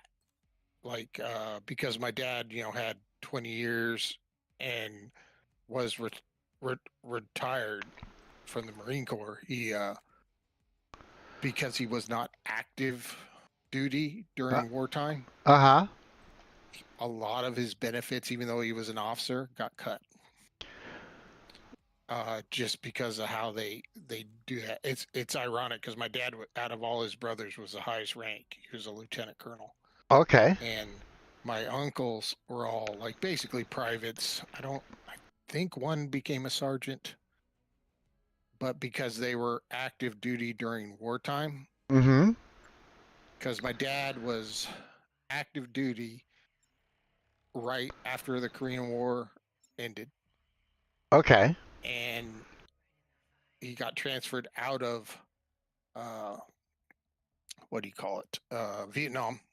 Right Okay. before it escalated.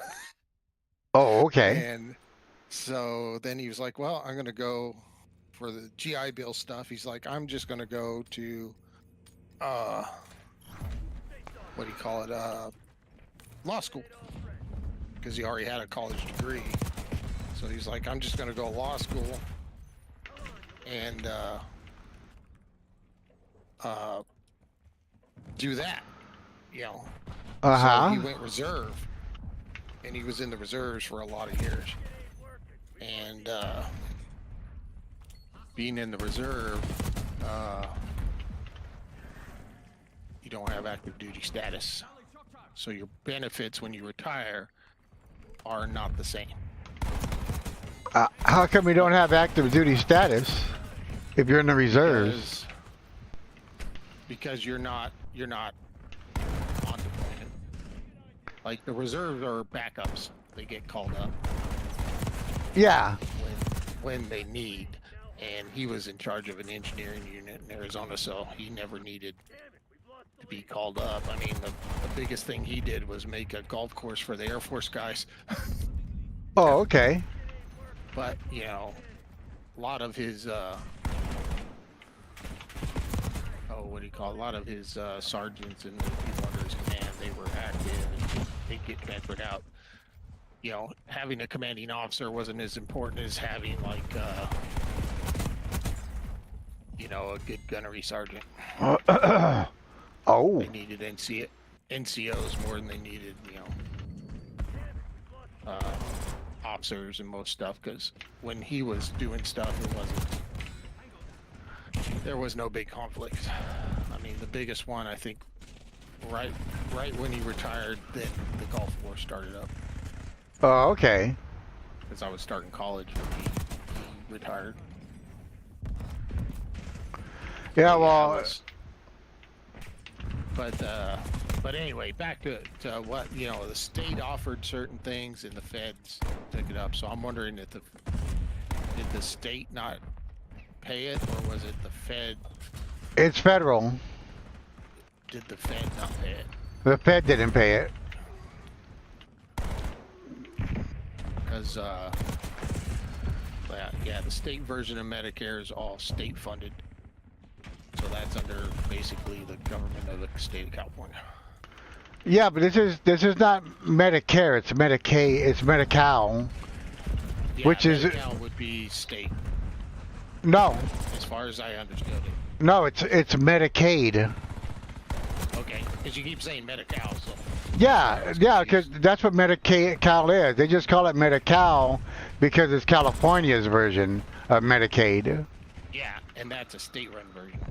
That's what I'm trying to say is what I remember my dad telling me was the difference, because there's like state ones that some states do versus the federal one. And they tried to do them like a subsidy of it. Well, the way Medicaid works is like for SSI. Like SSI, the state of California pays 30%. The federal government pays 70%. So So all of it, even though it might be a state type of thing, it's still supported both federal and state. So it's 30% state, 70% federal on the money that gets spent. So yeah, I was just trying to see, was it both of them not paying, or the state paid but the Fed didn't? Well, the state paid, yeah, for sure. But the feds didn't pay, yeah. That's what happened. Yeah, that's a problem with those programs. Is the money doesn't get allocated right. Well, the money has been flowing just fine, you know, up until all this stuff, you know. Well, yeah, but Medicare and Medicaid have had problems, I think, even before they had it during every administration. I don't think there's one that didn't have trouble with it. That's why most politicians don't ever want to touch it. Well, did you hear the latest and greatest from Mr. Elon Musk? He says that Medi-Cal, Medicaid, and he says that Medicaid and Medicare and Medicaid,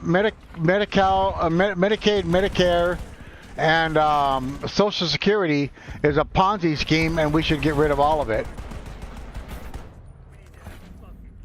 We should eliminate Social Security, Medi-Cal, and Medicaid because they're all Ponzi schemes. That's what he says.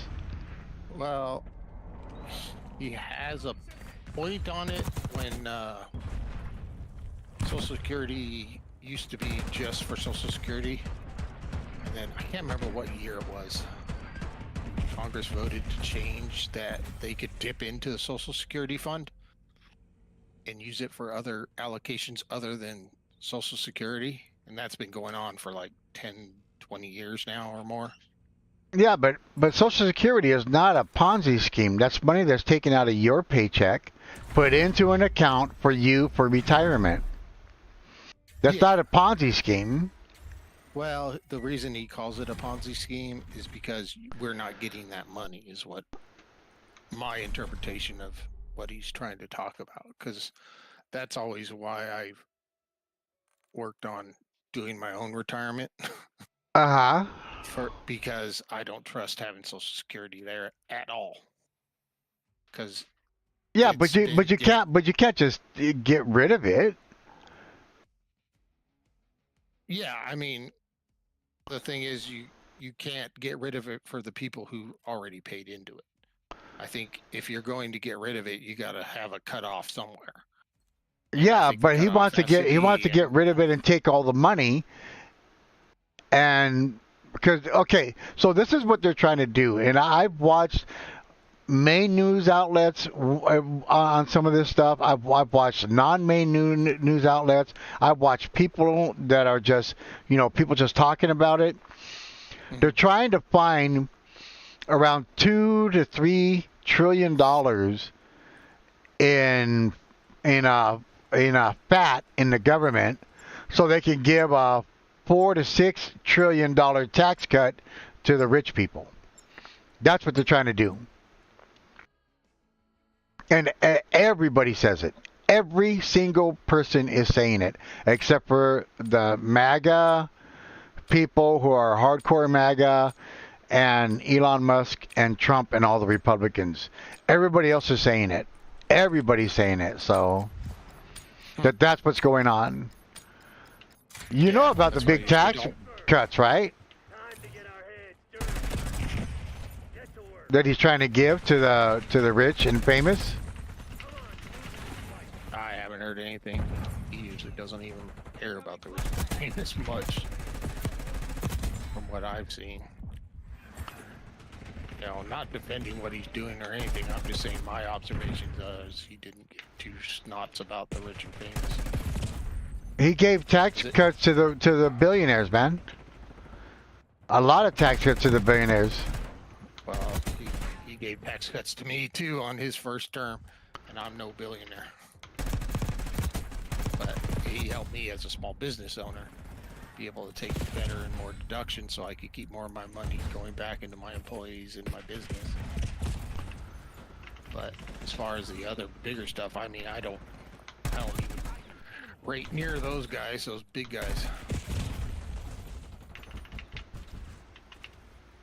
You know, just my experience. Uh-huh. I'm just talking on my own experiences that I've had, you know, better tax breaks under his administration than I have since I started the business in 2011.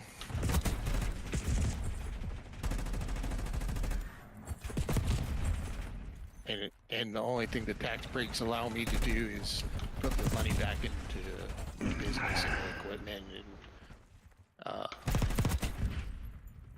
sending some people off for continuing education, frees up a lot more cash flow so I can get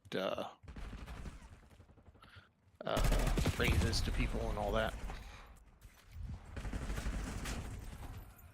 So yeah, the problem with the tax system is, to me, is like I would love just a flat tax. Then you just know, okay, whatever you make, you're gonna pay this much.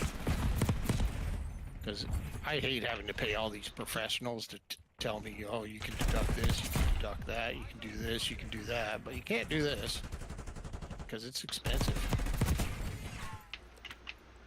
It's very expensive.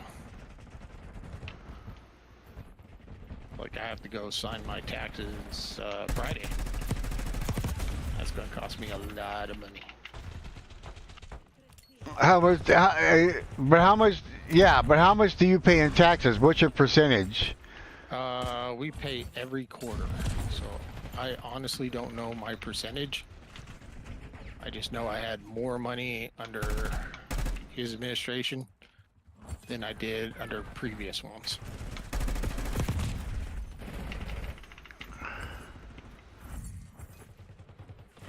But you don't know what the percentage is that you pay in taxes? I'm sure my wife does, but I don't. 30%, 40%, 50%. Like I say, I don't bother a lot with the numbers. I just know I had more in my bank account versus not having enough in my bank account.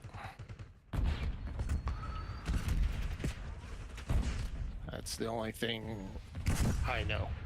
Like I didn't go and crunch all the numbers. Mm-hmm. I could go figure that out, I guess, but I hate math. Which is why I'm bad at taxes.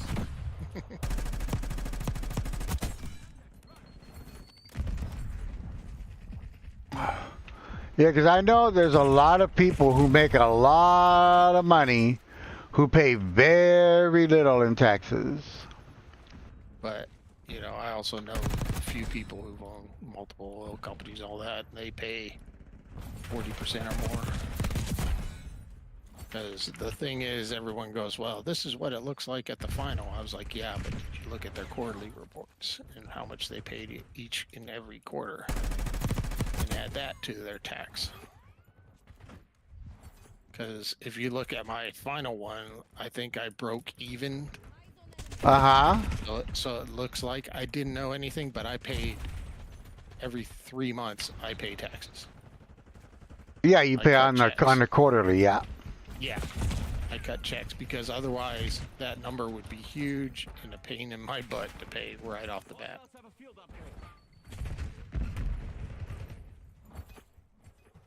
But you know, that's unfortunately how you gotta. The way the system's set up is how you have to do that.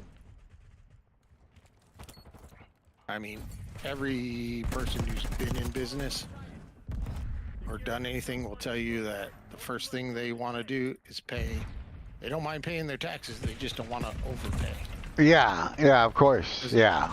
Well, because the problem with the IRS is you will overpay taxes. Mm-hmm. They won't tell you. No, of course not. Until your next tax season, oh, you overpaid, and then or you get a refund. That's why I hate getting refunds, because then I get taxed on my refund that I already paid in taxes again in the next year. So that's why I try to have my CPA and my bookkeeper keep everything pretty much down to break-even point. That's what I tell them I want. Because the thing is, taxes aren't going away. Yeah. Taxes like drugs. Government got a taste for it. They don't want it. Go away. Yep. You know, it's like, here's a piece of candy. I want more candy. Well, you know, but I mean, the taxes that they take from employees, because I'm sure that your employees will always pay more taxes because they don't qualify for the deductions. And it's a tiered system, which a lot of people are like, it's stupid but it makes mathematical sense because if you look at the amount of people who are of the upper tier, mm-hmm. you know, the really super rich, like the Jeff Bezos and those guys and Microsoft's. Yeah, the Gates, the Bezos. Gates. Yeah. Well, there's a reason all those guys have charities, right? Those are deductions. There's a reason they have multiple properties. Those are deductions on the loans and the depreciation. Mm-hmm. Your average employee who's working an hourly wage job, Yeah. unless they're scraping by and saving, aren't getting like a second home to make like a rental to have passive income coming that way. Mm-hmm. The only good thing is like 401ks and Roth IRAs and all that. Mm-hmm. Those help those people, but it's like a glass ceiling of sorts, but think of it by money. You have to hit so much dollars to qualify for this much in deductions. Okay. And the misnomer is like, yes, you get more deductions, but now you're at a higher tax bracket level, so you're paying more. So yeah, it's frustrating. Like if I tried to give an employee like a bonus for doing well, Mm-hmm. you know, and I want to pay them $100, right? Uh-huh.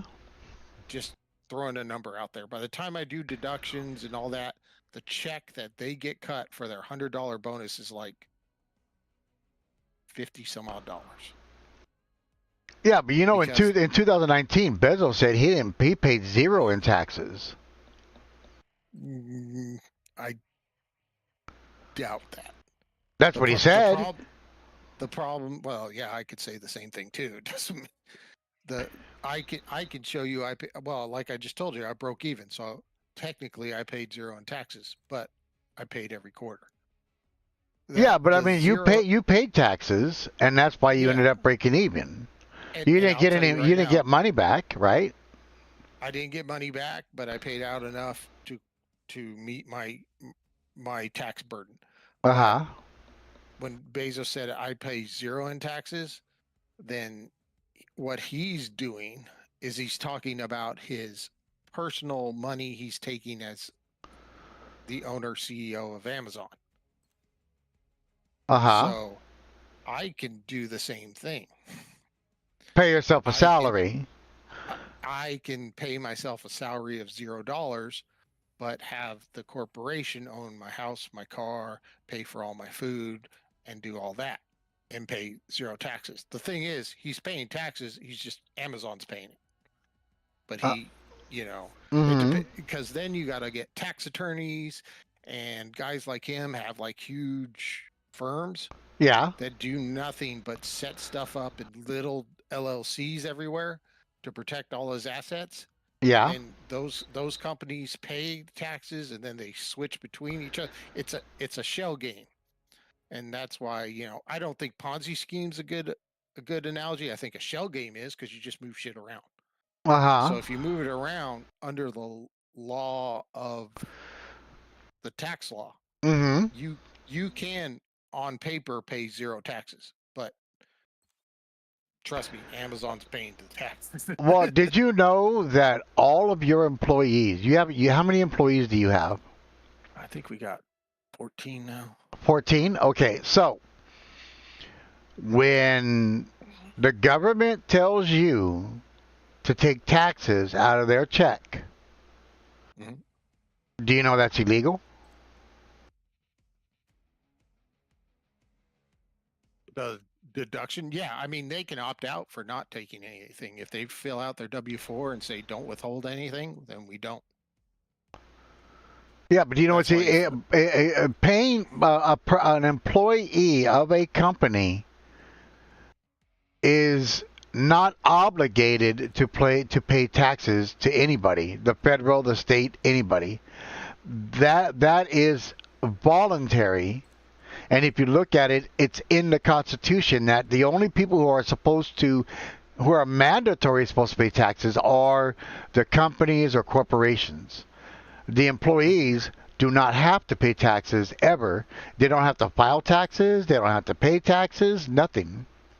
Well, that would be true until the income tax law came into effect. No. It's in the Constitution. They don't have to pay. One of the Republican on the Hill said we have to go out there and talk to these people because anybody out there who is an employee of a company paying taxes is voluntary. It's still a voluntary act. You don't have to pay taxes. They just said this just like a few weeks ago. Yeah, the payroll tax.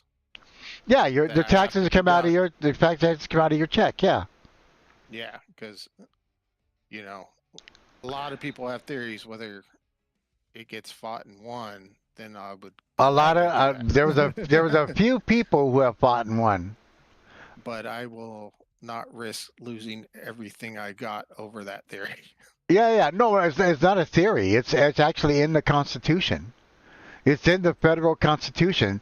One of the senators on the Hill just a few weeks ago said an employee of a company, when they pay their taxes, it is voluntary. When they file their taxes, it is voluntary. They do not have to file taxes or pay taxes at all. Yeah. It's voluntary. And a senator on the Hill, a Republican senator on the Hill said that. Oh, and I don't doubt that they said it. A lot of people have said that. They've said that you don't need a driver's license. You don't need, there's a lot of things because we have the freedom of. Well, no, a driver's travel. license is the law. Yeah, but I mean, it's a law. Same thing. They have a debate that a license selling you a license to a right that's guaranteed to you in the Constitution is not legal. Same thing they say for like your right to life, liberty, like people who have to purchase a hunting license to go hunt. There's a big group that say that's not legal. And that's against the Constitution because you have the right to go get food. You have the right to go hunt your own food and do all that. And the government, state or federal, whatever, does not have the right to charge you for that right. Same thing for firearms. It doesn't say, well, only certain firearms. It doesn't say all that. All these laws got passed, but they're technically unconstitutional. ATF is technically an unconstitutional organization. The IRS was formed by an act of Congress, I believe, back in. But it's not a. It's a private. It was a privately owned company. It is not It is not part of the federal government. And that's the area where people need to fight on it. It's just, I think taxes are just, it's a bad deal. Yeah, it's illegal. I think if we were going to do a tax, have it as a sales tax, where you have the decision of what you want to go buy and pay taxes on. I think that would be better. But then you would also have to figure out, how do you fund things like Medicare, Medicaid? I would say, well, they didn't say anything about Medicare or Medicaid taking Medicare out of your check. Just the taxes, the federal and state taxes. That's all they're saying. Yeah, but those are taxes I gotta pay as an employer. And so, but I'm just saying, if you got rid of the taxes, from another point of view, is how do you fund those programs? That's where I'm talking about, is how do they come up with the money to fund the program? Okay. And that's what, or how do we fix interstate highways if there's no money to fix them? You know what I mean? Uh-huh. Because I don't mind it being privatized. Well, but state taxes, they charge state taxes. When you buy a home, you can charge house taxes, Yeah. And Well, then that's that like money can go to fund the new roads and all this and Yeah. all that, and stuff like that, Well, and the problem is the expense. Like here in Oklahoma, we have a turnpike, Okay. a pay roads. Okay. And when I moved out here in '98, it was like everyone said like, oh yeah, it got voted on Okay. that the Turnpike Authority could come in, which was a private institution, and Mhm. build these roads. And once they recoup their costs, they would become state open free roads. Okay. Well, it's never happened. And now as a private company, they have eminent domain powers. Like they've annexed a bunch of land recently to build a new turnpike that nobody wants. And they're like, it's unnecessary. We don't need it. Okay. But I think, and I haven't confirmed it, but I believe one of the clauses for them that they're staying around, because it's very odd that a private company has, state and federal government have the power of eminent domain, only those two Mhm. entities. That's why like a utility company can come in and say, hey, we need to run a power line and your house is in the way, so we're going to pay you this much and you got to get out. It's just weird that a private institution that gets funded by taxpayer dollars and by what they charge on the tolls. It's a weird gray area, and they've done it with so many things. I'm just using that as an example here that I know of locally. Yeah, it's a pain. I mean, it's just dumb. It's too everything's too entwined. It needs Uh-huh. to be like pulled apart, looked at, and going, okay, we need this, but we don't need that. Mhm. And I think that's what they're trying to do. They're trying to pull it apart. Now, they're not using a scalpel. They're using dynamite. They're chucking shit. Yeah. And it's actually affecting people like me who are in a situation that they need help, and now they're not able to even get the help, Yeah. Well, and that's where you need to go and call whoever your senator is, and shoot them off an email and say, hey, this, and give them your example, what you just told me. This is what happened. This is what's going on.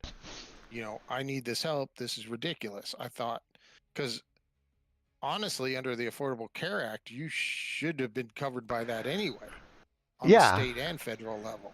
Uh-huh. And it may be that you have coverage you didn't know about, that they need to direct you to somebody who can get that done for you. Well, I do have coverage, and I have all my coverage, and I have all my stuff, but then it's not that I'm not going to get the help.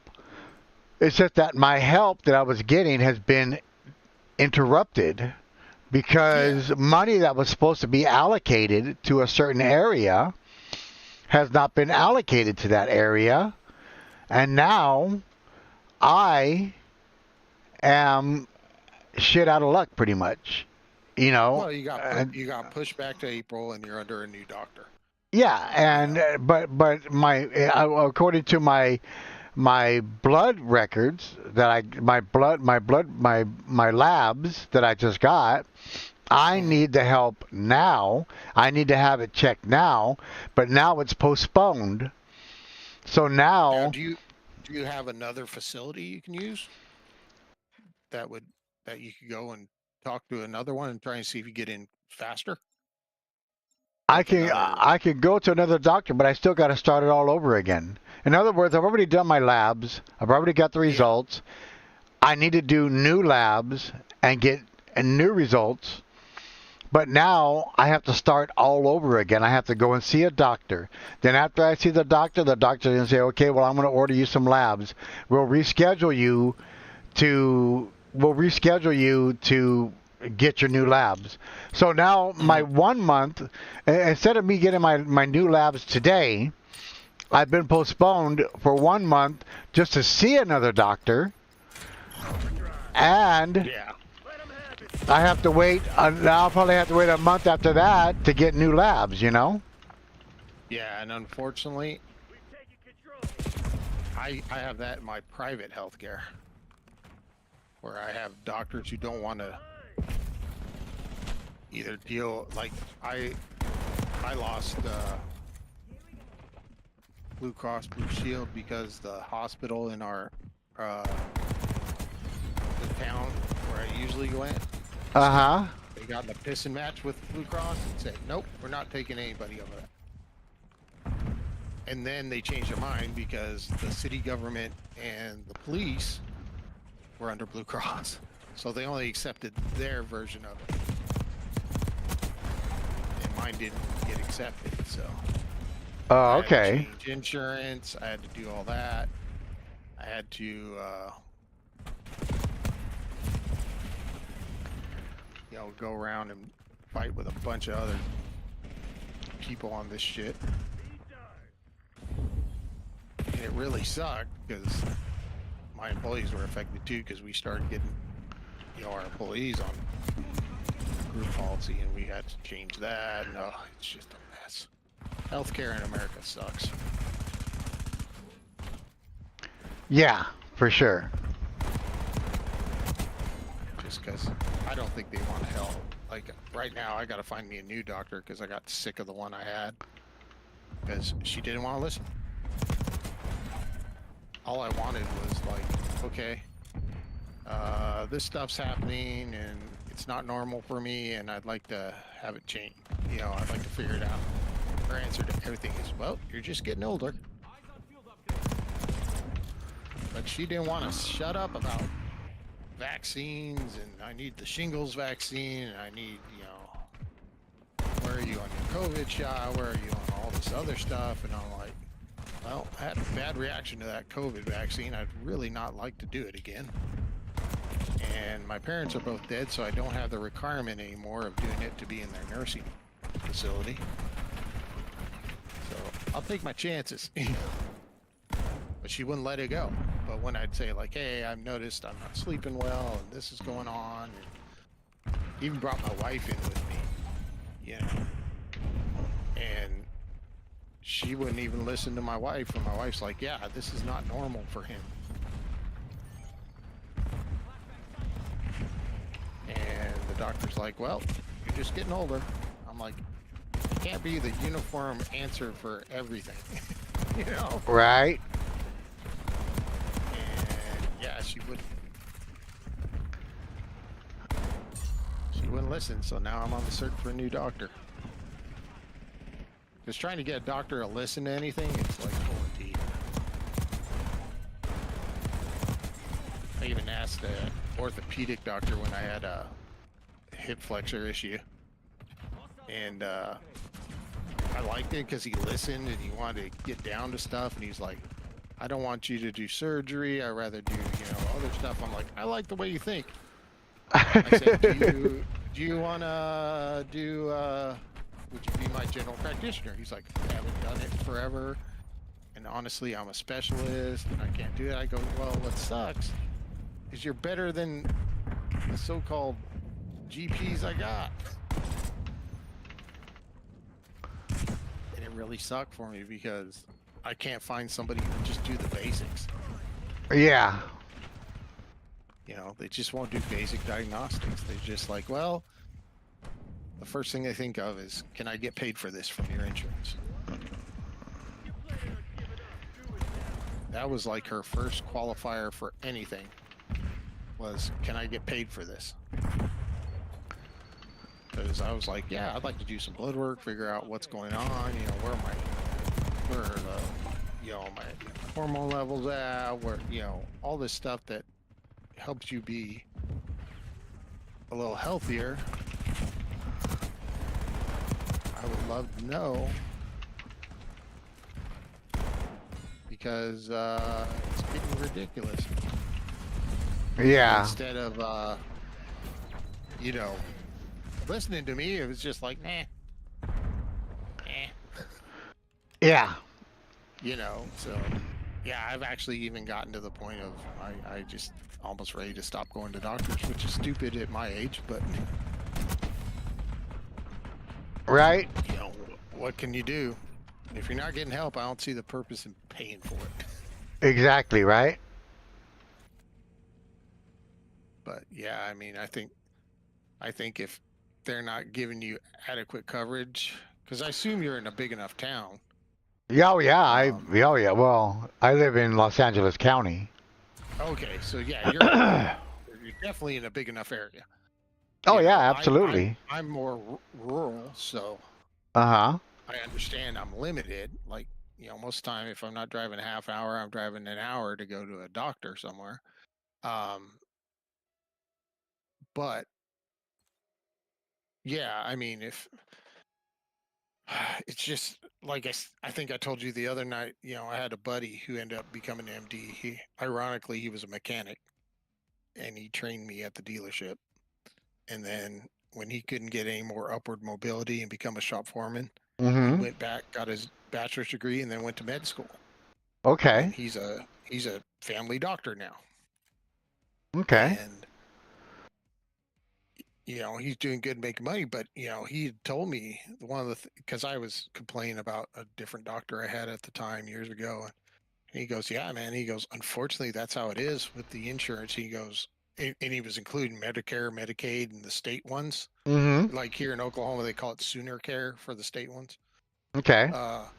But he said because it takes so long for a doctor to get paid, like if they see you in January, you might not get paid till July for that January visit Mm-hmm. because of all the coding and stuff. And then if your coding's wrong, it extends out because you got to resend it in, and it just becomes this just astronomical pain in the butt for the doctors. And he was being a mechanic, he loved to figure things out. You know, he was a great diagnostician. Mm-hmm. And what he hated was he was there. He was in med school. He was shadowing another doctor, and the doctor pulled him out after 15 minutes of talking with the patient, getting a history, trying to figure out what her problems was, listening to her, and she was happy. This doctor was listening to her, and he got chewed out for it. And the doctor said, "We've knocked it down to a regular office visit, goes down to 15 minutes, and if you go over 15 minutes, that person needs to be rescheduled. Okay. You're not getting paid enough." And he was pissed. He was like, "I'm here. I became a doctor because I want to help, you know." Yeah. Because he had been a what do you call it? He'd been in a car accident or motorcycle accident, and his whole forearm had to be reconstructed, and you know, a lot of bad shit happened to him. And he ended up, you know, because when he went in, I said, "What are you gonna do?" He's like, "Well, I can't be a surgeon because my arm." And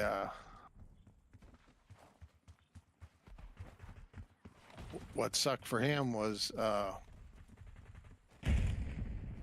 you know, not being able to diagnose somebody completely.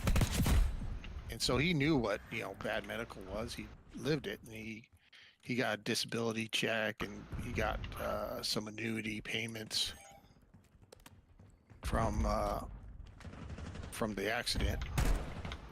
So when he became a doctor, he's like, "I just want to make life easier for people."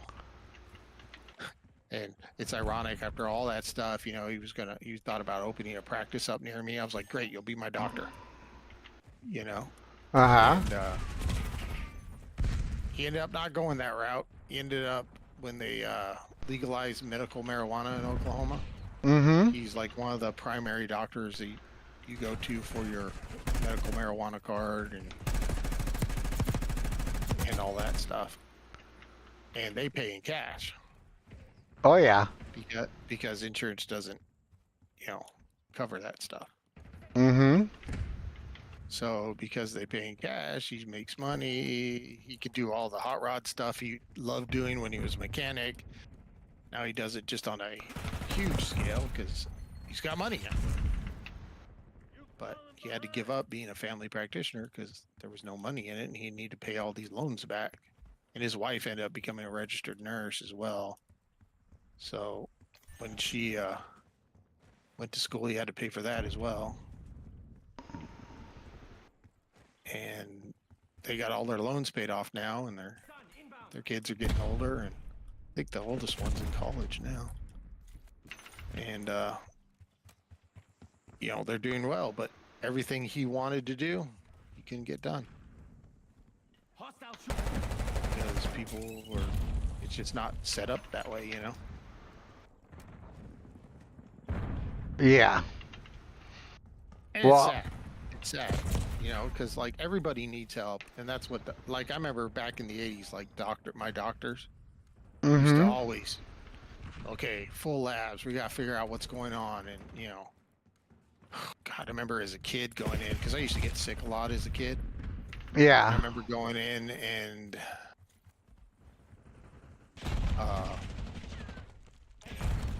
it was nothing to be there an hour.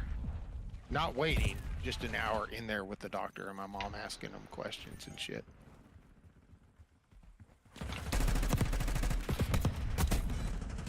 And now, like 15 minutes is about what it is.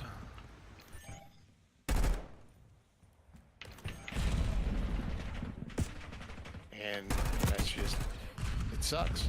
Shouldn't be that way. Yeah. A doctor is supposed to be a person that helps you, right? Absolutely. That's what they're supposed to be. Yeah.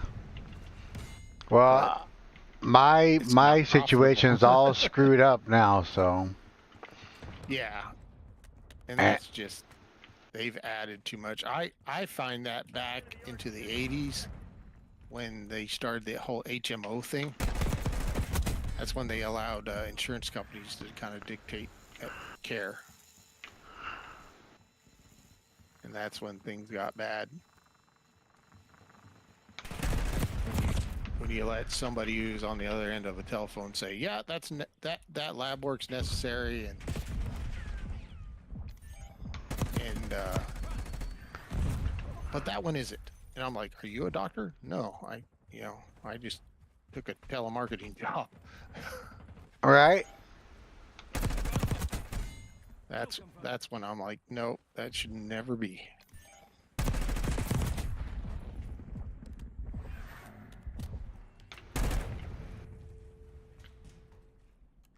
But yeah, that's too bad, man. I'm sorry that happened.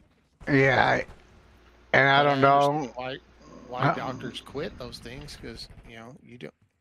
It's not cheap to become a doctor. Well, if you don't get paid. Well, like that's what I mean. It's not cheap to be a doctor.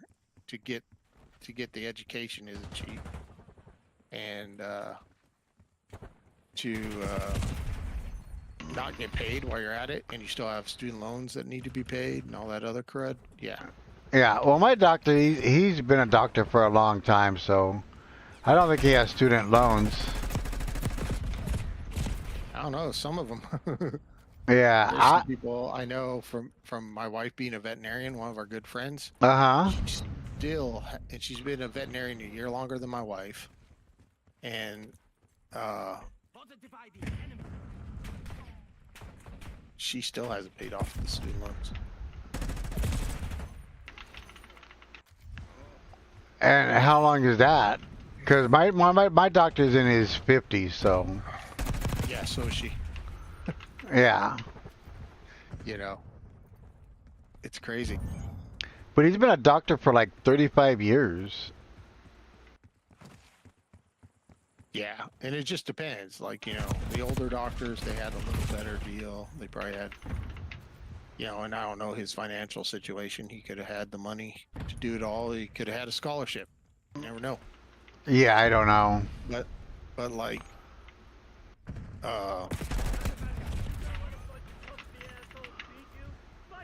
I just know this, you know, it's not uncommon for these people to still have loans. I'm actually surprised my buddy paid off his loans. He was terrible with money. Well, what I'm surprised about is that my doctor, he did all this work for a whole month, you know, helping all these people for a whole month, and then all of a sudden, that whole month that he did all that work, he doesn't get paid for it, you know? Yeah. That's not right. Oh, it's not right in any profession. Yeah. Everybody should be getting paid for what they do, Yeah. Right? you know. But And he didn't get paid, so he went on to greener pastures, I guess you could say. yeah, I mean, he decided to go on to a job that would pay him. I mean, that happens unfortunately a lot. And then the big problem we have medical wise is these hospitals are buying up all these private practices. There's very few in Oklahoma that still have independent private practices. They've all been bought by corporate hospitals. Corporate greed? Yeah, I mean, there's some good corporations and bad, just like there's good and bad people. But, you know, I think the medical profession has just gotten way out of hand. They're trying to do it. They're trying to make it the same way in veterinary. There's corporations buying up practices left and right. But you guys are still doing well, right? Yeah, we're still, well, we do well because we're not corporate. People are realizing, oh, you don't charge me 3 times as much and do less work. Well, I mean, you're a corporation. You're an LLC, correct? Yeah, technically we're a corporation, but we're an LLC just for protective purposes. Exactly, to I mean, protect your that's the only personal reason, stuff, right? yeah, that's the only reason you become a corporation is so if somebody wants to come in and sue you, I don't lose the house and the car. And all Yeah. that. It's te- Uh-huh. Technically, if somebody wants to come after a corporation, they can come after that. And, you know, that's why it's such an uphill battle for like circling back to the taxes thing. It'd be such an uphill battle to get rid of the IRS because look how many jobs are associated with it. You got tax attorneys, you got accountants and CPAs, right? Mm-hmm. And then you've also got, you know, bookkeepers, you know, tax preppers, and then all the big corporations that have made their money on that. If we went to a flat tax where you knew, hey, Deth, you're going to pay 25% of your gross income. And you're like, okay, well, I know when I make this much for a year, this is what I'm going to pay. Nice. We're pulling ahead. Then why do you need a tax prepper? I wouldn't need one Yeah. because I wouldn't need somebody to tell me, you know, how to, oh, you did this, you need this deduction. You know, you bought this piece of equipment, we need to depreciate it by this schedule. And I learned how to depreciate it by going to this school, you know. So there's so much stuff. And then the law changes every year. Yeah. So they take away things like I got audited for what did we get audited for? We got audited for our one of the benefits we had given out. It was like it wasn't a 401k, it was like a profit sharing thing. Oh, okay. we had done, and when they said, well, you've done it illegally, and I'm like, oh yeah, the tax attorney look at it and our CPA look at it. I'd like to know how the hell we did anything wrong. And they said some deduction we took. They said we couldn't. I was like, we had like an attorney and a CPA say it was good. How was this wrong? And they tied up our. It's one of the rare years we got a refund. They tied up the refund Mm-hmm. for 6 months. Wow. I talked to the lady at IRS. I go, look, we have all this approval. I have letters. I have all this other stuff. Everything's fine. And she's like, well, we'll determine that. She goes, and if you don't pay us now, we're charging you interest, so you'll pay even more if we find out we're right. I'm like, yeah, like you're going to be honest. And I said, well, I'm not going to pay you, but I want to know if I don't pay you, are you going to, can I charge you interest and tax? It doesn't work that way, sir. She got really offended and really angry at me. I said, Oh, wow. Funny how it's a one-sided deal. That's fair. I go, and you wonder why no one likes you. All right. So they can withhold money from me for certain things, and I can't charge them interest. And I'm like, that's money that would have gone into my retirement account or my investments or, you know, for my retirement, whatever. But if I do a miscalculation, I got to pay penalties and interest. But if they do a miscalculation, it's like They don't know whatever, shit. right? Yep. They don't know a dang thing. Yep. Yeah, it's BS. I have not played this map. You have never played Grind Ooze? Nope. This map sucks.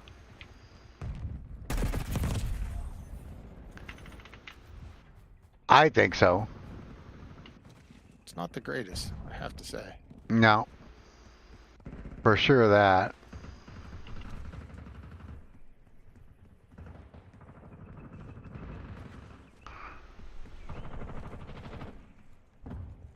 But yeah, man, it sucks. Hopefully it gets straightened out. That's the only advice I could give is like, if there's got to be some organization to help you figure that shit out. The only organization is the people I deal with, and the people I deal with said there's nothing we can do about it. You know, if the money is allocated but it's not received, what can you do? You know? If like somebody says, hey, the check is in the mail, I sent you the check, and you never received the check, Yeah. what are you gonna do, right? Well, and to me, that's BS because, like I said, you should be paid for the work you do. Yeah.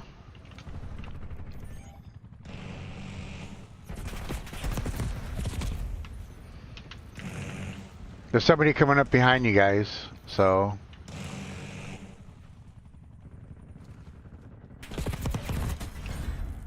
Not anymore. I found him. Oh, nice.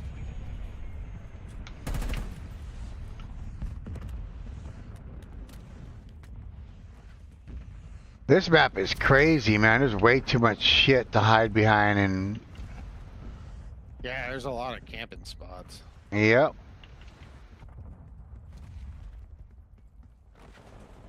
Enemy in the black.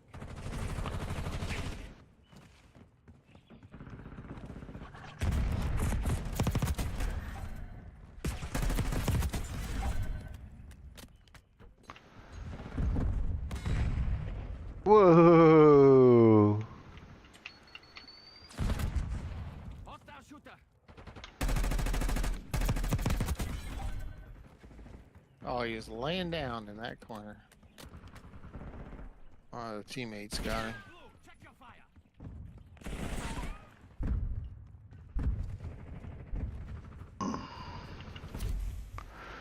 Woo-wee.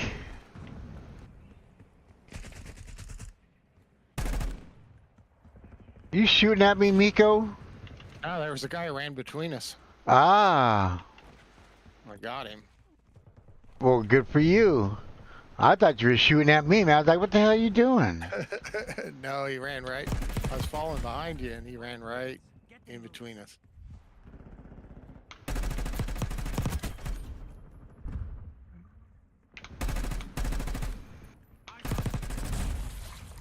The hell?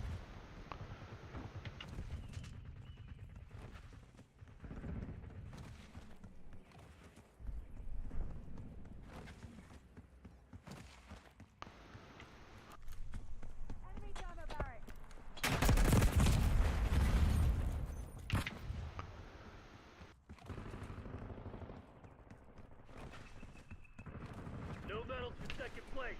Crush those dirtbags.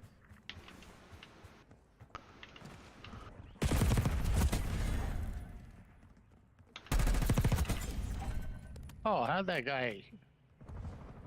Frickin'... Woo, we win. Nice. Yeah, man. That was pretty nice. That was good. Rail her swift. I don't understand what he's trying to get across. Ha. Rail her swift. From the Daddy Clan.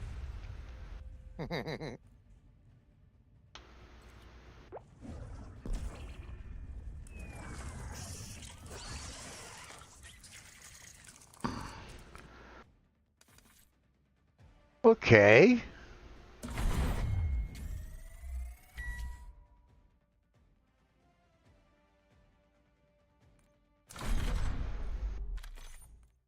How did you do, Miko? You still had a positive KD. I was one. I think you were 2 steps ahead of me on the board. Yeah, I've only played once on that map, so Yeah, that was my first time on it. I was like, what the hell? I have to go now, Miko. I have to go make a video, but I'll be back. But I don't know if how late you're gonna be awake. But I gotta go make my video, post my video, and then call the wife, and then I will be back till maybe midnight. So I'd be like 2. That's usually when I'm off. Oh, okay. But if I happen to be on, just message me, man. I sure will, and go out there and have some fun. And thank you to Jay Kareth for coming in, and Native Outlaw for coming in and saying hello. I really appreciate that. I gotta go, but I will. But tomorrow we're with Riggs again, right? He said tomorrow night, I think, is when he can get back on. Yeah, that's what he said. That so it's Yeah, gonna I be think me, so. you, and Riggs doing Resurgence trios or something. Sure. And then on Friday, not Thursday, but Friday, it'll be quads once more, man. Because Nice. Finger will be back for 7 days straight. Nice. That'll be cool. Well, you think it's nice, but it's Finger. 7 days straight.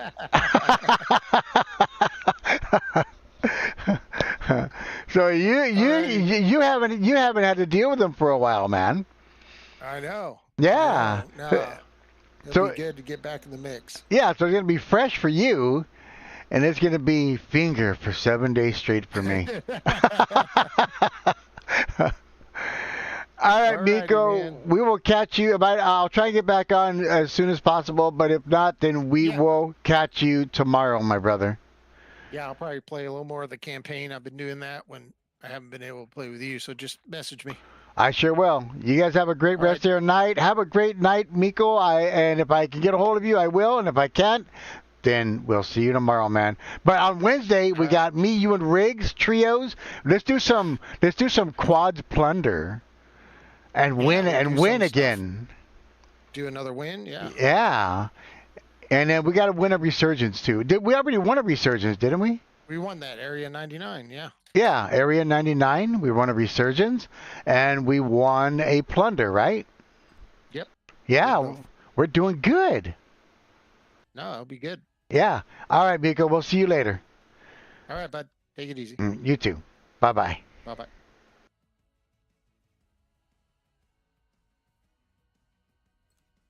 And good night, everybody. We will see you again tomorrow. Miko will be in, and we'll see you tomorrow. Peace and Godspeed, everybody. I love you guys. Thank you again to Miko for coming in and jamming with me. Thank you to Jay Karras for coming in and hanging out with me. And for Native Outlaw for stopping in and saying hello. You guys are awesome. We'll see you again soon. Bye-bye.